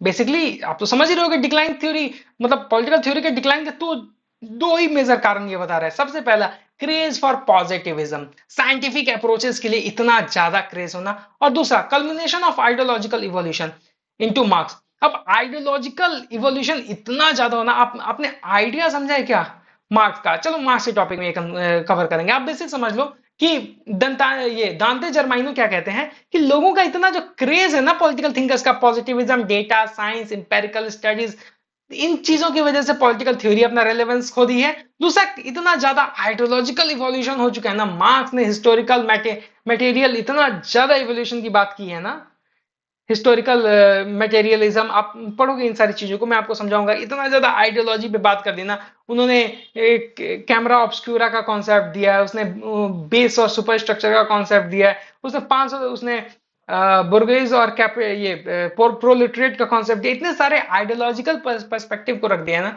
कि साइंस का ये साइंस से मिल रहा है, और ये अपने आइडियोलॉजी की वजह से ही ये रसाता नजर रहा है, डूब रहा है ये। फिर लियो स्ट्रॉस क्या कहते हैं, व्हाट इज पॉलिटिकल फिलोसफी। उनका एक चीज और है, आप सबकी किताबों को याद रख लो, एटलीस्ट सबकी किताबों को याद कर लोगे, आप मोस्ट रेलेवेंट हो जाओगे एग्जाम में। ये लियो स्ट्रॉस क्या कहते हैं, व्हाट इज पॉलिटिकल फिलोसफी, ये क्या कहते हैं, बेसिकली ये कहने की कोशिश करते हैं कि अपने पॉलिटिकल फिलोसफी क्या है, what is political philosophy book में, कि science of politics as the symptoms of decline of political theory. फिर ये भी क्या करते हैं, ये भी साइंस को ही, खैर खैर जो भी डिक्लाइन ऑफ पॉलिटिकल थ्योरी की बात करेगा वो सब लोग दोष किसको देगा, साइंस को ही देगा। लियो स्ट्रॉस भी साइंस को कहते हैं कि साइंस ही एक ऐसे सिम्टम्स को क्रिएट करता है जो पॉलिटिकल थ्योरी के डिक्लाइन में काम करती है। बेसिकली मुझे लग रहा है कि ये बिल्कुल रिपीटेशन लग रहा है ना पहले की तरह। खैर क्या कर सकते हैं, पॉलिटिकल साइंस में कुछ चीजें ऐसी होती हैं जिसको थोड़ा रिपीट करना पड़ता है, लेकिन ठीक है, कम से कम आप जाने रहोगे। तो अगर इस तरह का क्वेश्चन जैसे बिहेवियरिज्म पे ना करके डिक्लाइन ऑफ पॉलिटिकल थ्योरी पे दे दिए, तो कम से कम आपके पास इतना कंटेंट तो रहेगा कि आप लिख दो उसको। 20 मार्क्स में 4 पन्नों में आता है, तो 20 मार्क्स में लिखने के लिए उतना लिख तो सकोगे आप। हाँ, अब ये मजेदार है, ये फिल्मी कहानी की तरह लगेगा, और बिल्कुल ही अब इतना लेक्चर खत्म है, ज्यादा कुछ बचा नहीं है, और ये कहानी की तरह लगेगा और आपको मजा भी आएगा। अब क्या होता है ना, रिसर्जेंस ऑफ पॉलिटिकल थ्योरी होती है, रिसर्च करता है, पुनर्जागरण होती है, पॉलिटिकल थ्योरी अपने उफान पे चढ़ती है। पॉलिटिकल थ्योरी ऊपर कैसे आती है, कैसे इसका रिसर्जेंस होता है। ऐजाया बर्लिन क्या कहते हैं, ऐजाया बर्लिन कहते हैं कि देखो, पॉलिटिकल थ्योरी ना ही मरी थी और ना ही डिक्लाइन के स्टेज पे थी। जितने कह रहे थे ना, गई गई गई मर गई, पॉलिटिकल थ्योरी खत्म हो गई, उसका डिक्लाइन हो गया है, साइंस आ गया है, दुनिया भर की स्टडीज आ गई है, फैक्ट फिगर्स आ गए हैं, खेल खत्म हो गया इसका। ये कहते हैं बिल्कुल नहीं यार, कहाँ तुम लोग हो, किस दुनिया में तुम लोग हो, ऐसा तो कुछ नहीं हुआ है। ना ही पॉलिटिकल थ्योरी मरी है और ना ही अपने स्टेज ऑफ डिक्लाइन पे है। और ये याद रखना कि जब तक रैशनल क्यूरियोसिटी बनी रहेगी, जब तक पॉलिटिकल थ्योरी में रैशनैलिटी रहेगी, ये ना ही मर सकती है और ना ही खत्म हो सकती है। रैशनल क्यूरियोसिटी मतलब होती है कि इंसान की इच्छा, इंसान की जिज्ञासा जब तक जिंदा रहेगी ना, चीजों को जानने की, चीजों को समझने की, पॉलिटिक्स जब तक जिंदा रहेगा ना, पॉलिटिकल थ्योरीज को समझने की, तब तक याद रखना पॉलिटिकल थ्योरी ना ही मरेगी और ना ही कहीं गायब होने वाली है, कहीं नहीं जाने वाली है। बिना मतलब का हल्ला हंगामा मत करो तुम लोग। सेवाइन क्या कहते हैं, if political theory is systematic discipline in investigation of political problem then it is difficult to say that political theory was dead in 1950s and 60s। Basically Sabine बहुत ही मजेदार बात करते हैं। सबाइन कहते हैं कि अगर पॉलिटिकल थ्योरी सिस्टमेटिक हो, डिसिप्लिन हो अपने इन्वेस्टिगेशन ऑफ प्रॉब्लम, जो प्रॉब्लम आ रहा है, ठीक है, उसको जब इन्वेस्टिगेट कर रहे हैं हम लोग, जैसे प्रॉब्लम आ रहा है राइट्स, क्या राइट्स उस तरह से है जैसे 20th सेंचुरी में होना चाहिए? क्या राइट्स, ह्यूमन राइट्स, ह्यूमन के उन सारे एस्पेक्ट्स को कवर करता है जैसा कि आज उसको उसको कवर करना चाहिए? 21st सेंचुरी में के लायक वो है या नहीं है? और इसको हम सिस्टमेटिकली जब स्टडीज करते हैं और हर एस्पेक्ट्स पे स्टडी करते हैं, हम उसको स्टडीज करते हैं ट्राइबल ग्रुप से लेके मोस्ट रिचेस्ट ग्रुप तक को, और सबको देखते हैं कि क्या वो एक ट्राइबल ह्यूमन को एक रिचेस्ट पर्सन के साथ जब मिलाते हैं और कंपेयर करते हैं कि क्या दोनों के राइट्स इक्वल हैं, क्या दोनों को इक्वल राइट मिल रहा है, और जब इस तरह से ब्रॉड स्टडीज करते हैं, इन्वेस्टिगेट करते हैं, और तब पाते हैं कि हाँ बिल्कुल राइट्स इक्वल है, तो इस तरह की स्टडीज को ये जब तक जिंदा रहेगी और जब तक ये सिस्टमेटिक रहेगा, एक सिस्टम को फॉलो करेगा, सबसे पहले एक प्रोसीजर को फॉलो, पहले प्रॉब्लम को आइडेंटिफाई करेगा, हाइपोथेसिस क्रिएट करेगा कि करना क्या है, अपने मेथड्स चुनेगा, अपने टूल्स चुनेगा, उसके बाद से जब ये काम करेगा तो मतलब सिस्टमेटिक स्टडी करेगा ताकि उसको वेरीफाई किया जा सके। अब सिस्टमेटिक स्टडी नहीं हो तो डेटा के वेरिफिकेशन पे कभी वैलिडिटी नहीं आएगी, कभी उसके वैलिड नहीं माना जाएगा। सिस्टमेटिक है और सही इन्वेस्टिगेट कर रहा है और राइट पॉइंट पे इन्वेस्टिगेट कर रहा है, तो याद रखना तब तक मैं नहीं मान सकता, सेवन अपने आप को कहते हैं कि तब तक मैं नहीं मान सकता कि 1950 और 60s के दौरान पॉलिटिकल थ्योरी कहीं डेड हुई थी या पॉलिटिकल थ्योरी अपने डिक्लाइन पे थी। मुझे नहीं लगता। अगर उस वक्त ऐसा कर रहे हो, वो सिस्टमेटिक स्टडी कर रहे हो और इन्वेस्टिगेशन प्रॉब्लम, पॉलिटिकल प्रॉब्लम को इन्वेस्टिगेट कर रहे हो। हाना आरेंट भी बहुत मजेदार बात कहती हैं। हाना स्टेट करती है uniqueness and responsibility of human being in her book human condition. Human condition को क्या कहती है? यूनिकनेस कहती है कि पॉलिटिकल स्टडीज में यूनिकनेस लाओ यार। क्या एक ही घिसी पिटी बातें करते हो? यूनिकनेस लाओ, रिस्पॉन्सिबिलिटी हो ह्यूमन बीइंग की, ठीक है। वो बिहेवियरलिज्म को क्रिटिसाइज करती हैं, वो कहती है कि यार सिर्फ साइंस क्यों? ठीक है साइंस लाओ, साइंस की कोई मतलब मना नहीं है कि मतलब डेटा फिगर फैक्ट्स फिगर मतलब, लेकिन सिर्फ साइंस क्यों? वो हाईलाइट करते हैं यूनिक ह्यूमन प्रॉब्लम्स को। वो कहती हैं acting in concert, acting in concert, वो एक्ट करो कंसर्ट में, ठीक है। एक्टिंग इन कंसर्ट को मैं और अच्छे से आपको डिफाइन करूंगा, बहुत लंबा टॉपिक है, कम से कम 10 से 15 मिनट लगेगा उसको समझाने में। है ना आरएन के एक्टिंग इन कंसर्ट को बस ये समझो कि कॉर्डियली एक्ट करो, यहां पे बस इतना समझ लो कि है ना आरएन करिए कि कॉर्डियली एक्ट करो किसी भी सिचुएशन। मुझे लगता है कि रिसर्जेंस भी आप समझ चुके होंगे। Revival of political theory, political philosophy में कौन कौन क्या क्या करता है, तो जॉन रॉल्स क्या करते हैं? थ्योरी ऑफ जस्टिस 1971 में प्रोड्यूस करते हैं, बहुत ही कमाल की बात है, ये जस्टिस लाते हैं, ये अपने लेक्सिकल ऑर्डर की बात करते हैं, वेल ऑफ इग्नोरेंस की बात करते हैं, पॉजिटिव लिबरलिज्म की बात करते हैं, फिलोसॉफिकल स्टडीज की बात करते हैं, और इस तरह से ये रिवाइवल कराते हैं पॉलिटिकल साइंस का, जो पॉलिटिकल साइंस जा चुका है। थर्ड स्कोपॉल कहती है bring state back in state, बहुत ज्यादा साइंस हो चुका, स्टेट को स्टेट में वापस लाओ। रॉबर्ट नॉजी क्या करते हैं? ये एनार्की स्टेट और यूटोपिया 1974 में लाते हैं मतलब इनकी एक किताब आती है। इसी तरह CB McPherson theory of democracy की बात करता है, और ये लोग इस तरह से रिवाइवल ऑफ पॉलिटिकल फिलोसफी, जिसको समझ में आया ठीक है, जिसको नहीं समझ में आया इसको रट जाओ यार, 3 किताबें हैं, लेकिन रिवाइवल ऑफ पॉलिटिकल फिलोसफी में बहुत काम आएंगी, कहीं भी लिखने के काम आएंगी। ये जॉन रॉल्स पॉजिटिव लिबरल है, जो रॉबर्ट नॉजिक जो है ये है लाइबर्टेरियन है, इसी तरह से सीबी मैकफरसन है, ये भी लिबरल में आते हैं। आगे हम देखते हैं कि की फिगर्स कौन सा है रिवाइवल में है, ठीक है। तो 19th सेंचुरी के अंत में ना John Rawls, C B Macpherson, Robert Nozick, Habermas, MacIntyre, Michael Walzer, Herbert Marcuse, इन सबों ने पॉलिटिकल फिलोसफी को रिवाइव करने में बहुत योगदान किया और बहुत ही ज्यादा काम किया है। जैसा कि मैंने आपको बताया theory of justice John Rawls की, रॉल्स की एनार्की स्टेट एंड यूटोपिया, ये क्या बात करती है? ये कहती है कि rejuvenate political science, political theory, ये पॉलिटिकल साइंस थ्योरी को दोबारा से स्थापित करने की कोशिश करती है। ये सीबी मैकफरसन की थ्योरी ऑफ डेमोक्रेसी एक एग्जांपल है किस चीज की? तो नॉर्मेटिव एस्पेक्ट को दोबारा पॉलिटिकल थ्योरी में लाने की। साइंस, ठीक है, साइंस अपनी जगह पे काम करती है, लेकिन ये नॉर्मेटिव एस्पेक्ट, ये व्हाट आउट टू बी, क्या होना चाहिए, मोरल वैल्यूज, मोरल प्रिंसिपल्स को लाने की कोशिश करती है, और क्या होना चाहिए इस पे भी काम करती है। व्हाट इस पे तो सारे इंपेरिकल स्टडीज थी, क्या है कैसे है, लेकिन क्या होना चाहिए कैसे होना चाहिए इस पे भी ये लोग बात करते हैं। तो मुझे लगता है कि आज का लेक्चर आपको बहुत पसंद आएगा। मैं जरूर चाहूंगा कि आप सारे लोग कमेंट करके मुझे बताएं कि लेक्चर में क्या कमी लगी। और इस तरह से हम लोगों ने पूरा पॉलिटिकल थियरी को आज खत्म कर दिया। पॉलिटिकल थियरी में अब कुछ बाकी नहीं रहा है। अब अगला यूपीएससी के सिलेबस के हिसाब से हम आगे बढ़ेंगे। अगर आपको कोई अपनी प्रतिक्रिया देनी हो, कोई कमेंट देना हो तो डेफिनेटली दें। अगर वीडियो अच्छा लगा तब भी आप दें, ताकि मुझे मोटिवेशन मिले अगला लेक्चर बनाने के लिए। तब तक के लिए थैंक यू।